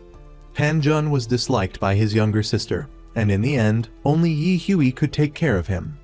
Yi Hui visited Han Jun's room for the first time. She saw a photo of Han Jun and his older brother displayed on the bedside table. Yi Hui thought about how there was still someone who remembered her brother like that after all these years, and she was deeply touched. Immediately afterward, she discovered an object she had given to Han Jun when she was little, and he still kept it. When Han Jun embarrassedly tried to snatch the object back, he accidentally pushed him and Yi Hui into an ambiguous position. Yi Hui mustered all her courage, closed her eyes, and demanded a kiss. Han Jun also closed his eyes in preparation. It was an emotional moment, but unfortunately, at the crucial moment, the injury to his lower back caused him to fall to one side. Yi Hui saw Han Jun's back pain and suddenly worried about her future. Afterward, the two intended to feed the public dog food, but right at that moment, Han Jun's phone rang. The two clearly had feelings for each other, but because of a bit of awkwardness and shyness, they hesitated to move forward. At this time, Hai Jun was visiting Soo Cheol's home, while Soo Cheol was in the kitchen showing off his cooking skills.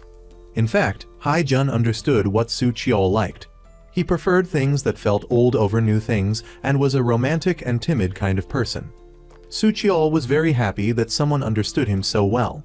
Right at this moment, Haijun asked, "You've never confessed your feelings before, have you?" Suchiol nodded in admission. Haijun moved closer, indicating, "If you confess, I'll agree." Seeing Haijun's aggressive advance, Suchiol had no choice but to admit that he liked her. But he needed more time to know how much he liked her. Haijun felt that being gentle with Suchiol wasn't working, so she immediately became forceful, pushing Suchiol against the wall. They had both loved each other for years, but Haijun waited in vain for Suchiol to take the initiative. This time, Suchiol had almost gotten into trouble. Haijun finally couldn't hold back and seized the opportunity to forcefully kiss Suchiol, establishing a relationship. The next day, Yi Hui arrived at the police station. She was informed by her colleagues that they had checked the contact method of the real Tsu's family. She immediately called the number to contact the family, but the result was that the real Tsu's family did not want to care about him anymore and hung up very quickly. Yi Hui finally understood why the fake Tsu had stolen the real Tsu's identity. The real Tsu's family was all overseas, and their relationship was not good, so they rarely contacted each other. While Yi Hui was racking her brains to find a clue as to where the fake Tsu was, she heard her colleague say that Inspector Zhang had gone to the hospital alone to investigate something. By this time, Inspector Zhang had left the hospital and gone to an old, abandoned house. A serious fire had occurred there. Inside, the house had been burned to the ground. Inspector Zhang found a photo that was left in the rubble. In the photo was a mother and child. Inspector Zhang looked at the child next to the mother and fell into contemplation. On the other side, Han Jun found out that the fake Tsu used to frequent a restaurant. Han Jun decided to go there to investigate. On his way, Han Jun called Yi Hui and arranged to meet at that restaurant. After hearing the name of the restaurant, his colleagues discussed that it was a holy land for proposals. Yi Hui outwardly scolded her colleagues for being indecent, but quickly rushed home to put on makeup and change clothes. As a result, when she arrived, she was informed that this was just to investigate the case, which made her extremely disappointed. At this time, Prosecutor Cha called Yi Hui, saying that he had something to discuss and wanted to meet. Knowing that Yi Hui and Han Jun were undercover at the restaurant, he immediately went there.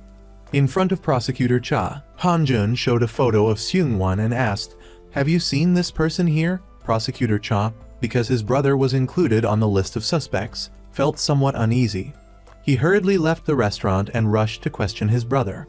The two brothers had an argument, and Prosecutor Cha angrily left. Soon after, Seung-won appeared in a dazed and disoriented state, and he hastily searched for medicine on the table to take. At this time, Haijun and Yi Hui, through the waiter's story, speculated that every time the fake Tsu came to the restaurant, he would go camping outdoors. They narrowed down the campgrounds that met the conditions based on Santa's travel route. Immediately afterward, everyone split up to search. The first person to find the mobile home of the fake Tsu was Yi Hui. But the fake Tsu had already installed cameras, so he discovered Yi Hui. When Yi Hui was checking things inside, he quickly ran over, locked the door and trapped her inside, then poured gasoline, intending to burn Yi Hui and the house together. At this moment, Han Jun also ran over and fought with the fake Tsu. In the end, he gave Han Jun a choice, capture him or save her. Without much hesitation, Han Jun chose to save the person. Suchiol and Han Jun rushed over, seeing Han Jun frantically pounding on the door as if he had gone mad. Finally, the door was broken open. Han Jun hurriedly rushed in and carried Yi Hui out. But because he had inhaled too much smoke, Han Jun fainted. Immediately afterward, when Han Jun woke up, he was in the hospital. Han Jun hastily hugged Yi Hui, who was sitting by the bed. He was afraid that he had only been able to save her in his dream. When he saw her sitting there, he felt like a weight had been lifted from his chest. Yi Hui sensed how important she was in Han Jun's heart. This accident brought the relationship between the two closer. The next day, Inspector Zhang and everyone came to visit. When the two sides shared information with each other, Yi Hui took out the photo she had found at the fake Tsu's place. Unexpectedly, Inspector Zhang also took out an identical group photo, only his photo was burned and charred. Inspector Zhang told everyone that the fake Tisu was a suspect in the first case he had ever investigated as a police officer. According to him, the fake Tisu's father was an alcoholic, and his mother had run away, leaving the fake Tisu alone with his father. The fake Tisu, unable to endure his father, hit him unconscious, then set fire to the house with his father inside, and then ran away. However, the fake Tisu also never went looking for his biological mother or relatives, but disappeared without a trace until now. Han Jun's group returned to the cafe to continue studying the computer they had obtained from the fake Tisu. Inside the computer, they found some photos taken while he was committing crimes. He wrote the names of the victims he was about to deal with on strings like a strong form of punishment. On the other hand, Tisu also possesses a significant amount of video evidence documenting bribery among high-ranking figures. Furthermore, a highly popular nightclub was discovered in one of the videos, immediately revealing the source of the entertainment company's massive annual dividends. This nightclub was, in fact, a money laundering operation for corrupt officials. At this point, Prosecutor Tra also presented a collection of documents. According to his investigation, the returns on investment could reach 100-fold. This nightclub was not only secretly dealing drugs, but also laundering money and distributing it as investment profits. The group decided to infiltrate the nightclub to gather evidence, followed by obtaining a search warrant for the following evening. The next day, they each transformed into stylish hot girls and hot guys and headed to the nightclub. Prosecutor Tra, however, was assigned by Han Jun to disguise himself as a waiter. They split up and immediately began their investigation. Han Jun, relying on Su Qiol's physical prowess, quickly apprehended the drug dealers and began questioning them. Afterwards, the group gathered to piece together the information. It was determined that Tisu supposedly kept a secret ledger in a safe located on the top floor. Obtaining this ledger would provide proof that the group was sharing the profits from drug sales. Han Jun informed Inspector Zhang, suggesting he trick the precinct chief by claiming that the nightclub had been trafficking drugs. Leading a raid and making arrests would bring about a significant career advancement and promotion for the precinct chief. Thus, Han Jun and Su Qiol could circumvent the building's security and sneak into the top floor to steal the safe. While secretly proceeding with their operation, they encountered the tycoon's wife and Jin Sang. Han Jun was currently investigating Jin Sang's family, but Jin Sang was a bit simple-minded and unaware of his family's illicit activities. Han Jun deceived him, saying there was an evil spirit residing in the safe on the roof, and if it wasn't eliminated, his family would face ruin. Upon hearing about the safe, Jin Sang was incredibly impressed, as he didn't even know its specific location. Consequently, Jin Sang quickly contacted his father's secretary and finally learned the safe's location and detailed instructions on how to reach the top floor. Hai Jun had hacked all the CCTV cameras in the security room on the top floor, but the hotel Wi-Fi was unstable, causing their actions to be discovered by the top floor security personnel. With no other choice, Han Jun had Su Qiol engage in a brawl with a group of security guards while he went to find the safe to retrieve the crucial evidence. Just then, Tisu returned to retrieve the evidence as well. The two immediately engaged in a fight. However, Han Jun, who was still recovering from an injury and had never been able to beat Tisu in a fight, was knocked to the ground after just a few basic blows. Tisu grabbed the evidence and quickly fled. At that moment, Su Qiol came running to find Han Jun. He was shocked by Han Jun's cunning, as during the fight, he had secretly hidden a critical file under the rug. From this collection of documents, Han Jun and his team finally pieced everything together. The shaman had persuaded politicians and tycoons to invest in the entertainment company. Then, the entertainment company funneled funds into Tisu's nightclub, where they sold drugs to make money, and then shared the profits among the members of the organization. Seung-won and the shaman collaborated to establish a company to defraud investors by purchasing apartments, thereby accumulating a massive fortune. However, Jin Sang's father discovered this scheme. Outwardly, he still treated Seung-won normally, but behind the scenes, he was secretly trying to remove Seung-won from his position as chairman of the corporation. When Han Jun uncovered this shocking truth, Seung-won, through Tisu, also learned of his uncle's intentions. In a fit of rage, Seung-won ordered the shaman to eliminate his uncle to vent his anger.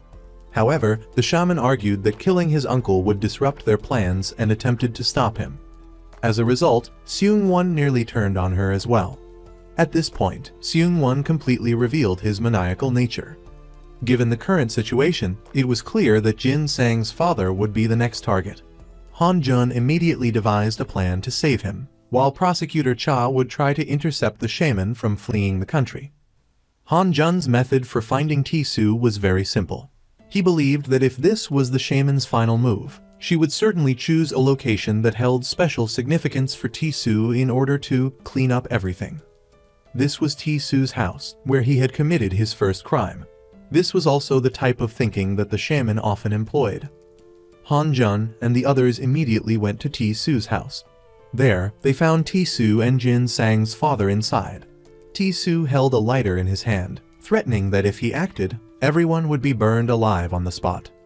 Han Jun began to persuade Tisoo by mentioning his background and the victims he had harmed, trying to evoke compassion in him. Tisoo's confusion was primarily due to Seung-won and the shaman brainwashing him. At this moment, he began to waver.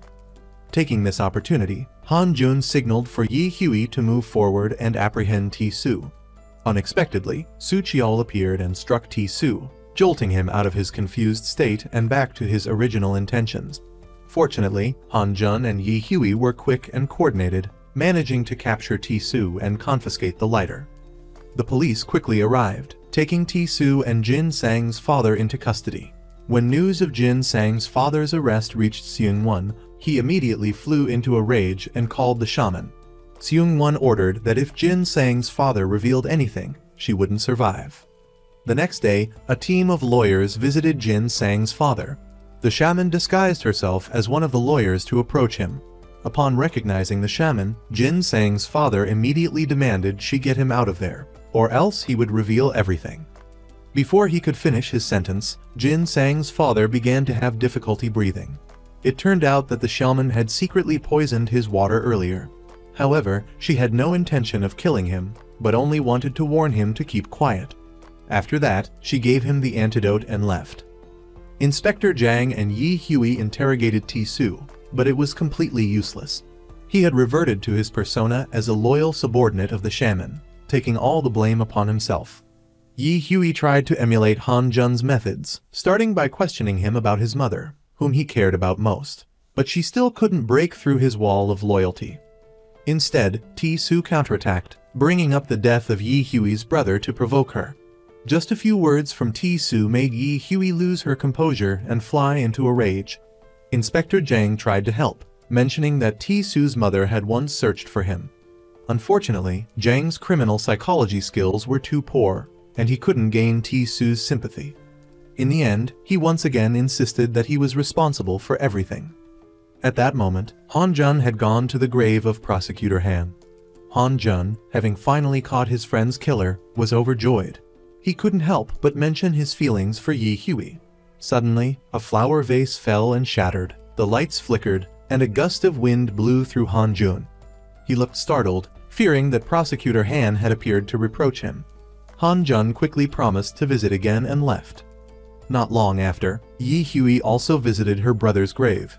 Seeing that someone had left flowers, she immediately guessed who it was, but when she called Han Jun, no one answered. Feeling uneasy, Yi Hui rushed to the cafe. She was told that Han Jun had an outing and no one knew where he had gone. Luckily, Yi Hui could still ask Hai Jun, a hacker. Yi Hui caught a coded signal from Han and Su Cheol, forcing Hai Jun to track Han Jun's location. It turned out he had gone to the campsite where he used to go with Yi Hui's brother.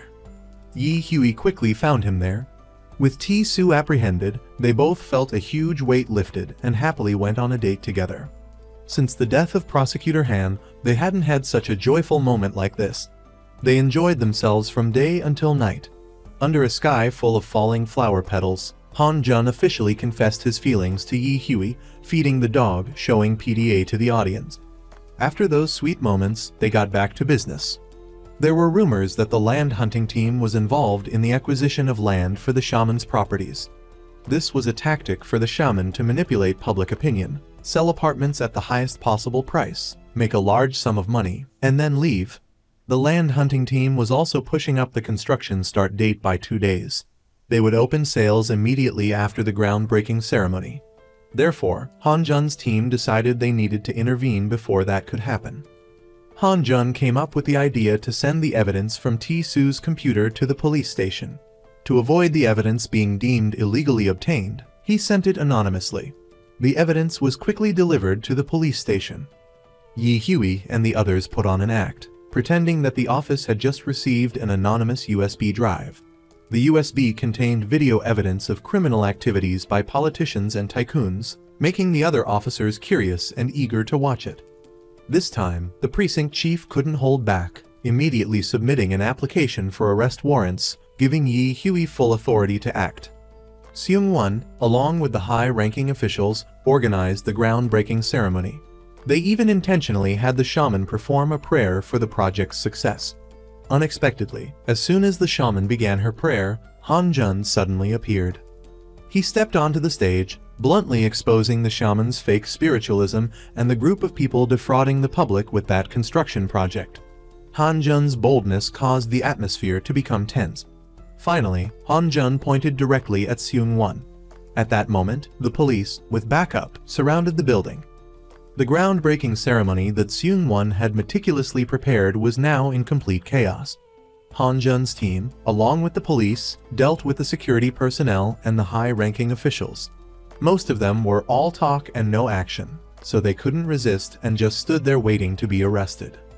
At this moment, Han Jun's team, taking advantage of the press being present, released the video footage that exposed the high-ranking officials. The first to appear was Mayor Seun, the one who had murdered a young woman in a sewer. The other high-ranking officials were also named one by one, their dirty faces fully displayed in the video. These politicians and tycoons, who were usually so high and mighty, were now filled with despair. Seeing that things were going south, the shaman quickly tried to escape. Yi Hui quickly intercepted her, but due to the limited number of police officers at the scene, he could only temporarily handcuff her there and come back to deal with her later. As a result, when he returned, the handcuffs were still there, but the person was gone. They had no choice but to take the bigwigs back to the police station first. It was assumed that now, with the evidence at the time of the interrogation, and with pressure applied, these people should have confessed. However, these people were very cunning, refusing to admit anything and instead shifting the entire blame onto the shaman. Seung-won's situation was even more difficult. He was very careful and left almost no evidence that could implicate him. Currently, the only offense he had been caught committing was suspected fraud. The cunning Seung-won shifted all responsibility onto the shaman, portraying himself as a victim of deception. Moreover, with the support of a high-powered legal team, after 48 hours of detention, the police were forced to release him due to a lack of direct evidence. Prosecutor Cha witnessed the entire interrogation process. Afterward, he went to see Sung En-gu. After going through so much, Prosecutor Cha finally understood why his father had given him the majority of the shares and inheritance rights of the company. Seung-won was, in fact, a dangerous psychopath. Prosecutor Cha decided to sacrifice his own family for the greater good. His younger brother's provocation further fueled Seung-won's rage. Upon returning home, Seung-won immediately called a meeting, but he only received bad news. First, his secret offshore funds had been transferred by the shaman. Now, the shaman was nowhere to be found, while Seung-won was in dire need of capital. His plan to use money to buy shares before the chairman election was now in a deadlock. At this moment, his secretary ran in to report that the high-level meeting to elect the company's chairman had been cancelled until Seung-won was investigated. This infuriated Seung-won, making him pace back and forth. Finally, he couldn't hold back anymore. In the middle of the night, he unleashed his anger on his secretary and then ordered a search for the shaman and for Han Jun to be dealt with quickly. That night, two mysterious figures snuck into the cafe. The next day, when Han Jun was cleaning up and entered Hun's room, all of Hun's computers were gone. When he turned around, Han Jun even saw his sister hanging from the ceiling. Luckily, when he got closer, he realized that it was just a mannequin. Last night, Hai Jun and Su Cheol went out on a date, narrowly escaping danger, and only just returned. Han Jun immediately forgot about his sister and Su Cheol's secret relationship. At that moment, all he felt was relief and joy that his sister was safe and sound. This threat didn't intimidate Han Jun and his group. On the contrary, it ignited their fury. They immediately began to investigate. Su Cheol, since his future brother-in-law status was revealed to Han Jun, had become especially gleeful. He uncovered rumors that strange occurrences had plagued Seung-won's household since he was young. First, animals would often die in the house every night, which led the family to invite a shaman for rituals. Later, when Seung-won grew up, he didn't report for duty but fled abroad for studies, as if he were running from something. Just as everyone was preparing to investigate the reasons for Seung-won's departure abroad, Prosecutor Cha brought a dossier and resolved their suspicions. It turned out that Seung-won had committed murder years ago, which was why he had to flee for studies. According to Prosecutor Cha, he witnessed Seung-won and a friend escort a classmate home and bully them that night. Prosecutor Cha was overwhelmed with terror and fainted. When he came to, he discovered that the classmate had committed suicide due to poor test performance.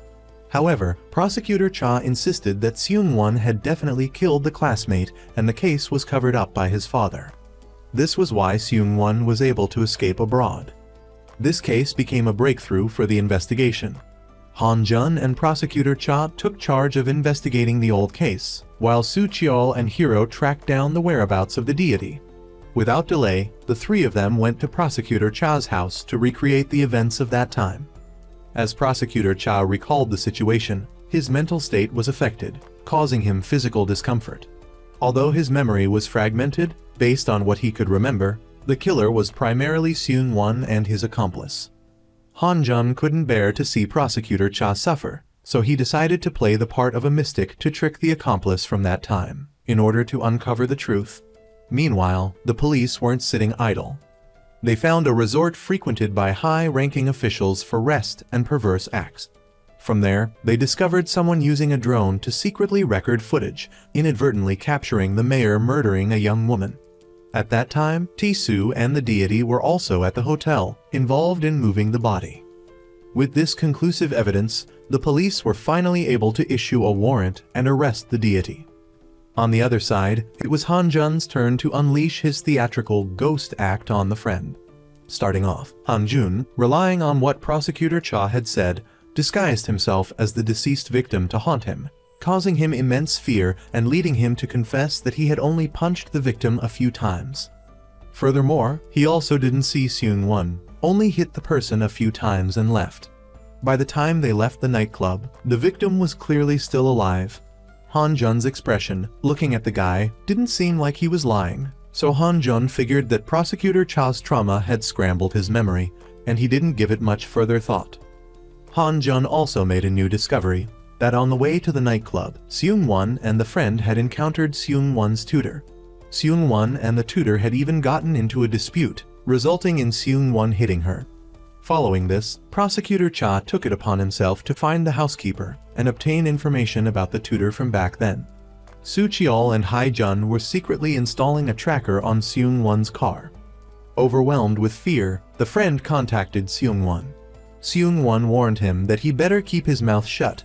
Afterward, in a bad mood, Seung-won told his driver to take him to a psychological clinic. That evening, Prosecutor Cha gave the information about the teacher that he had found to Han Jun, keeping a copy for himself to study. When he saw the files from the psychologist, he suddenly experienced a severe headache. Han Jun and his group also discovered that the psychologist from back then was currently connected to Seung-won. Furthermore, Hai Jun used her skills to find out that this woman was deeply in debt. The next day, Han Jun and Yi Hui went to find the psychologist. She mostly remained silent until she was questioned about the day of the murder years ago, concerning the case, which she couldn't refuse to answer. Therefore, the psychologist went to retrieve a disk containing the daily details of that day. While she was searching, a mysterious person abducted her. As it turned out, the person who had just taken control of the psychologist was none other than Prosecutor Cha. He whispered in her ear, "How does it feel to die at the hands of your own creation?" Prosecutor Cha then recalled his childhood, with a twisted smile. The night before, Prosecutor Cha had visited the psychological tutor. As he investigated the homicides that his brother had committed years ago, his mind became utterly confused. In his memory was the shadowy figure of the psychologist. At this point, the psychologist couldn't hide the truth anymore and revealed the facts. From a young age, Prosecutor Cha had shown potential to be more successful than Seung-won. But such an intelligent child was also a psychopath with violent tendencies. The psychologist, under the orders of the chairman, brainwashed Prosecutor Cha. Unexpectedly, Prosecutor Cha suddenly murdered Seung-won's classmate. Prosecutor Cha's father decided to direct the psychologist to distort his memory, making him believe that the murderer was someone else, and that the pleasure he got from killing was the righteous rage he felt when he saw the perpetrator.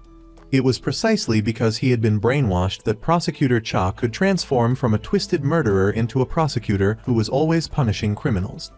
The psychologist believed that Prosecutor Cha had completely reformed and so produced a CD blackmailing Prosecutor Cha. It contained the details of the entire process of her distorting Prosecutor Cha's memories. She demanded a hefty hush money payment from the prosecutor. The prosecutor, seeking to thoroughly eliminate any future trouble, immediately began his own cover-up operation. The prosecutor's father said to the psychologist, "You don't think you're acting for justice due to brainwashing, but because of your own free will." Afterwards, the prosecutor's father personally attacked the other party. The prosecutor not only took the disc, but also intentionally placed Seung-won's recent medical report on the table, creating evidence that Seung-won had sought treatment in order to commit murder. Outside the visitor's room, Han Jun and Yi Hui suddenly felt a bad premonition. Unfortunately, they were a step too late in finding the psychologist. The prosecutor's father had just slipped away. Han Jun and Yi Hui found a medical report with Seung-won's name at the scene, and then they found an old photo of a boy staring intently at a person in a school uniform. Because the boy's age didn't match Seung-won's, they didn't think about the prosecutor's father at all. After returning to the coffee shop, Han Jun immediately told Soo Cheol to monitor where Seung-won had gone. During the eavesdropping, Soo Cheol discovered that Seung-won had found the shaman hiding in a temple and was on his way to capture her. Han Jun's group immediately set off as well. This time, they finally got there first. Han Jun played a recording of Seung-won's orders to his subordinates to dispose of her, and then warned the shaman, "If you want to live, you have to come with us now." Seung-won, upon arriving and failing to capture the shaman, was furious, and ordered his men to track her down. The worst-case scenario was to kill the shaman to silence her.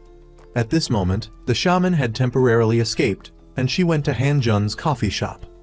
Han Jun discovered that the shaman had received 600 billion won from Seung-won's father 20 years ago. At this point, the shaman didn't hide anything, admitting that the chairman had called and commissioned her to handle the murder case. At that time, the chairman said his own son had killed someone. From then on, the family's dirty work was all handled by the shaman. The reason the shaman dared to say so much was that she possessed documents that could incriminate Prosecutor Han. Then, the shaman also stated her condition. Han Jun had to go to the police station and destroy all the unfavorable evidence related to her, and she would then give the files she held to Han Jun. Immediately afterward, Han Jun and Soo Cheol began arguing. For Han Jun, he had to risk making the deal with the shaman. Only that way could he obtain the files detailing the truth of what happened that year. Han Jun thought it over and finally decided to act secretly. That night, under Han Jun's instructions, Na Dan and Hai Jun snuck into the evidence room, completing their mission without a hitch.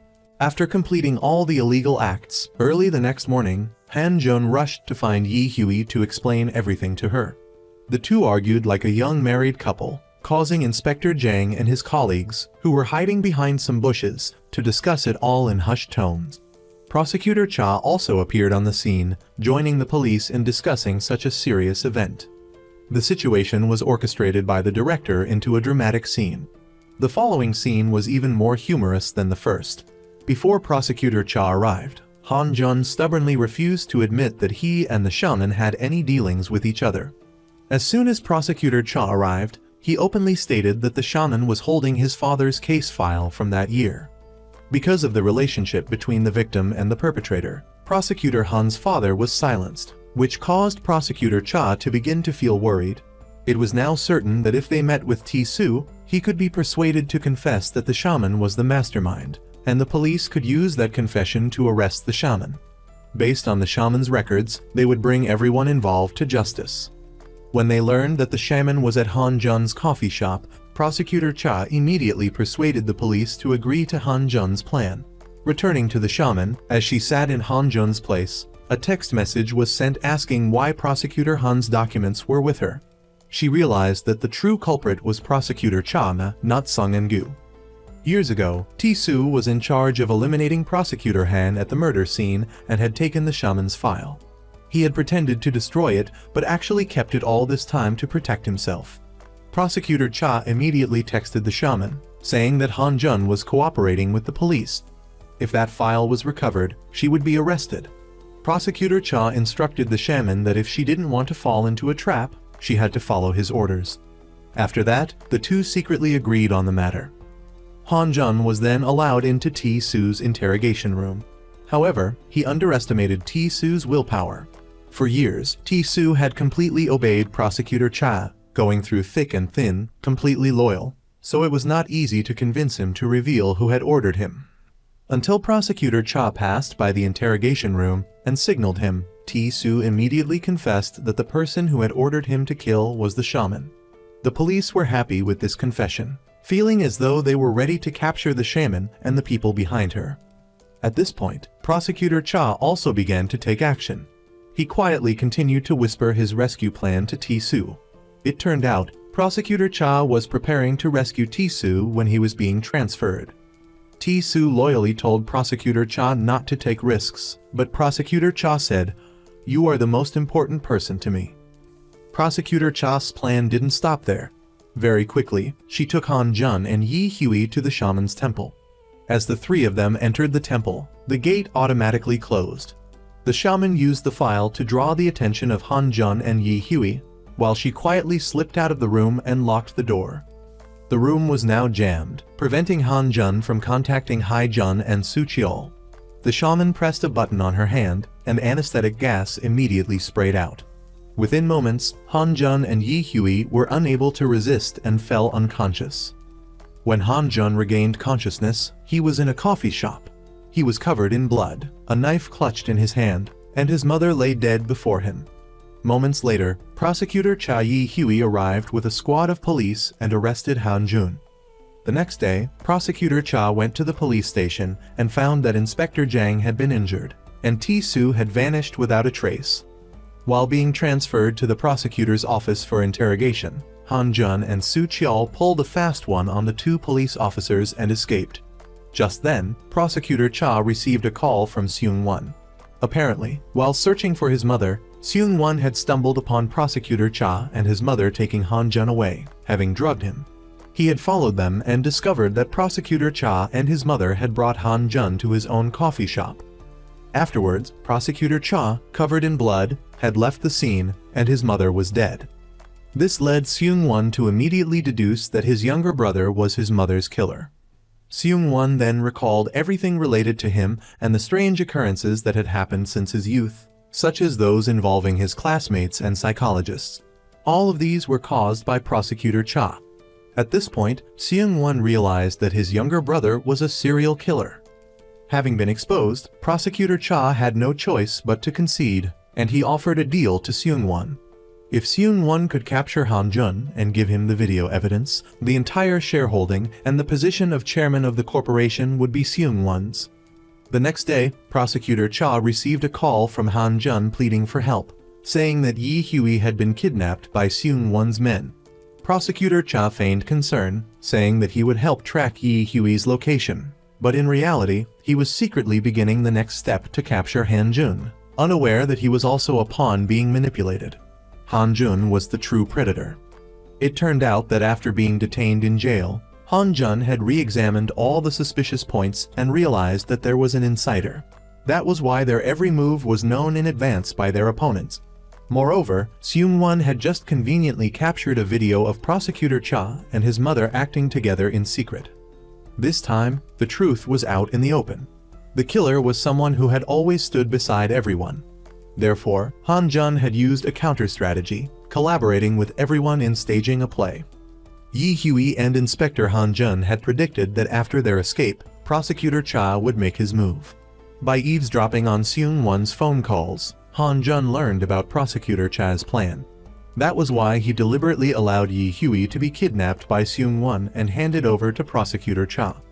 Prosecutor Chan, unaware of this, intentionally called Han Jun and lured him to an abandoned amusement park where Yi Hui was being held captive. At this moment, Seung Won and his secretary also drove there, while Prosecutor Cha watched from afar.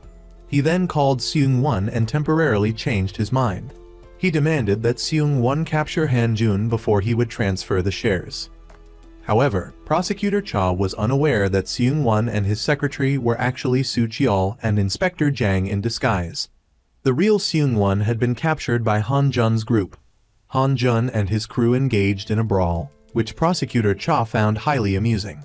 Seeing that Han Jun was seriously injured, he revealed himself, admitting he was the mastermind behind everything. At that point, the supposed imposters immediately stood up and surrounded Prosecutor Cha. Just then, T-Su arrived, firing shots, creating an opportunity for Prosecutor Cha to escape in the ensuing chaos. Yi Hui, who had just escaped her captors, ran to the scene, tackled T-Su to the ground, and chased after Prosecutor Cha.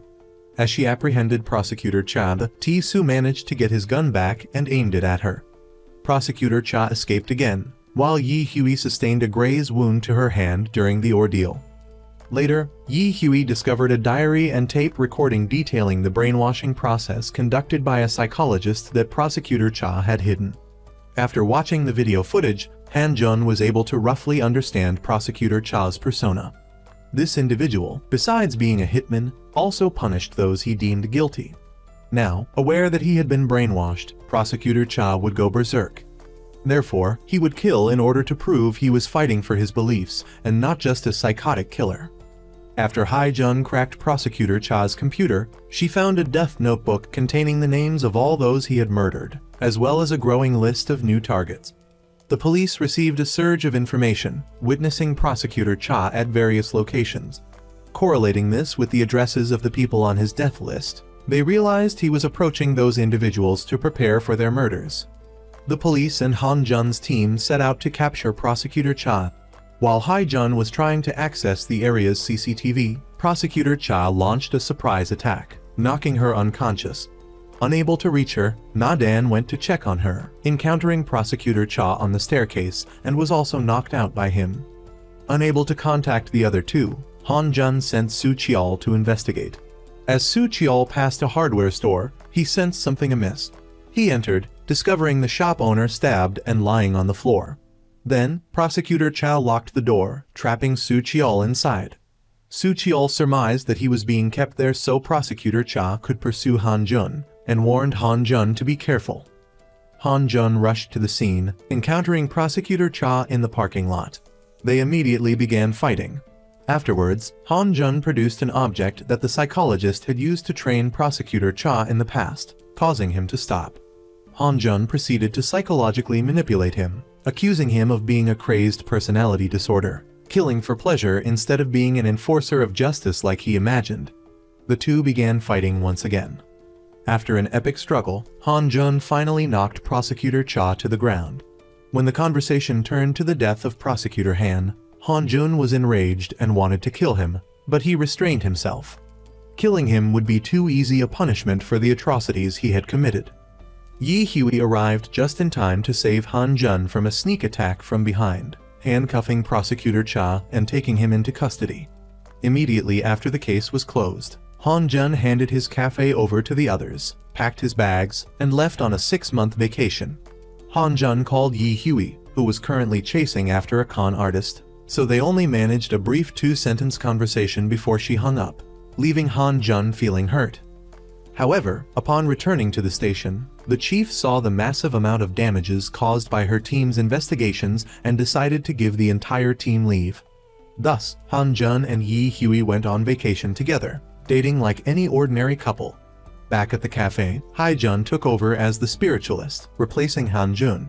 However, with her fiery temper, she scared away a customer, causing the woman to write a scathing review on a local moms group forum.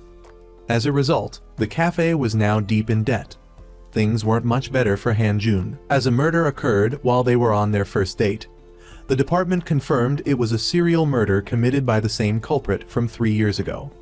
This was followed by distress calls from Na Dan and Su Chiol, promptly ending their romantic interlude. they return to their investigation and crime-fighting work.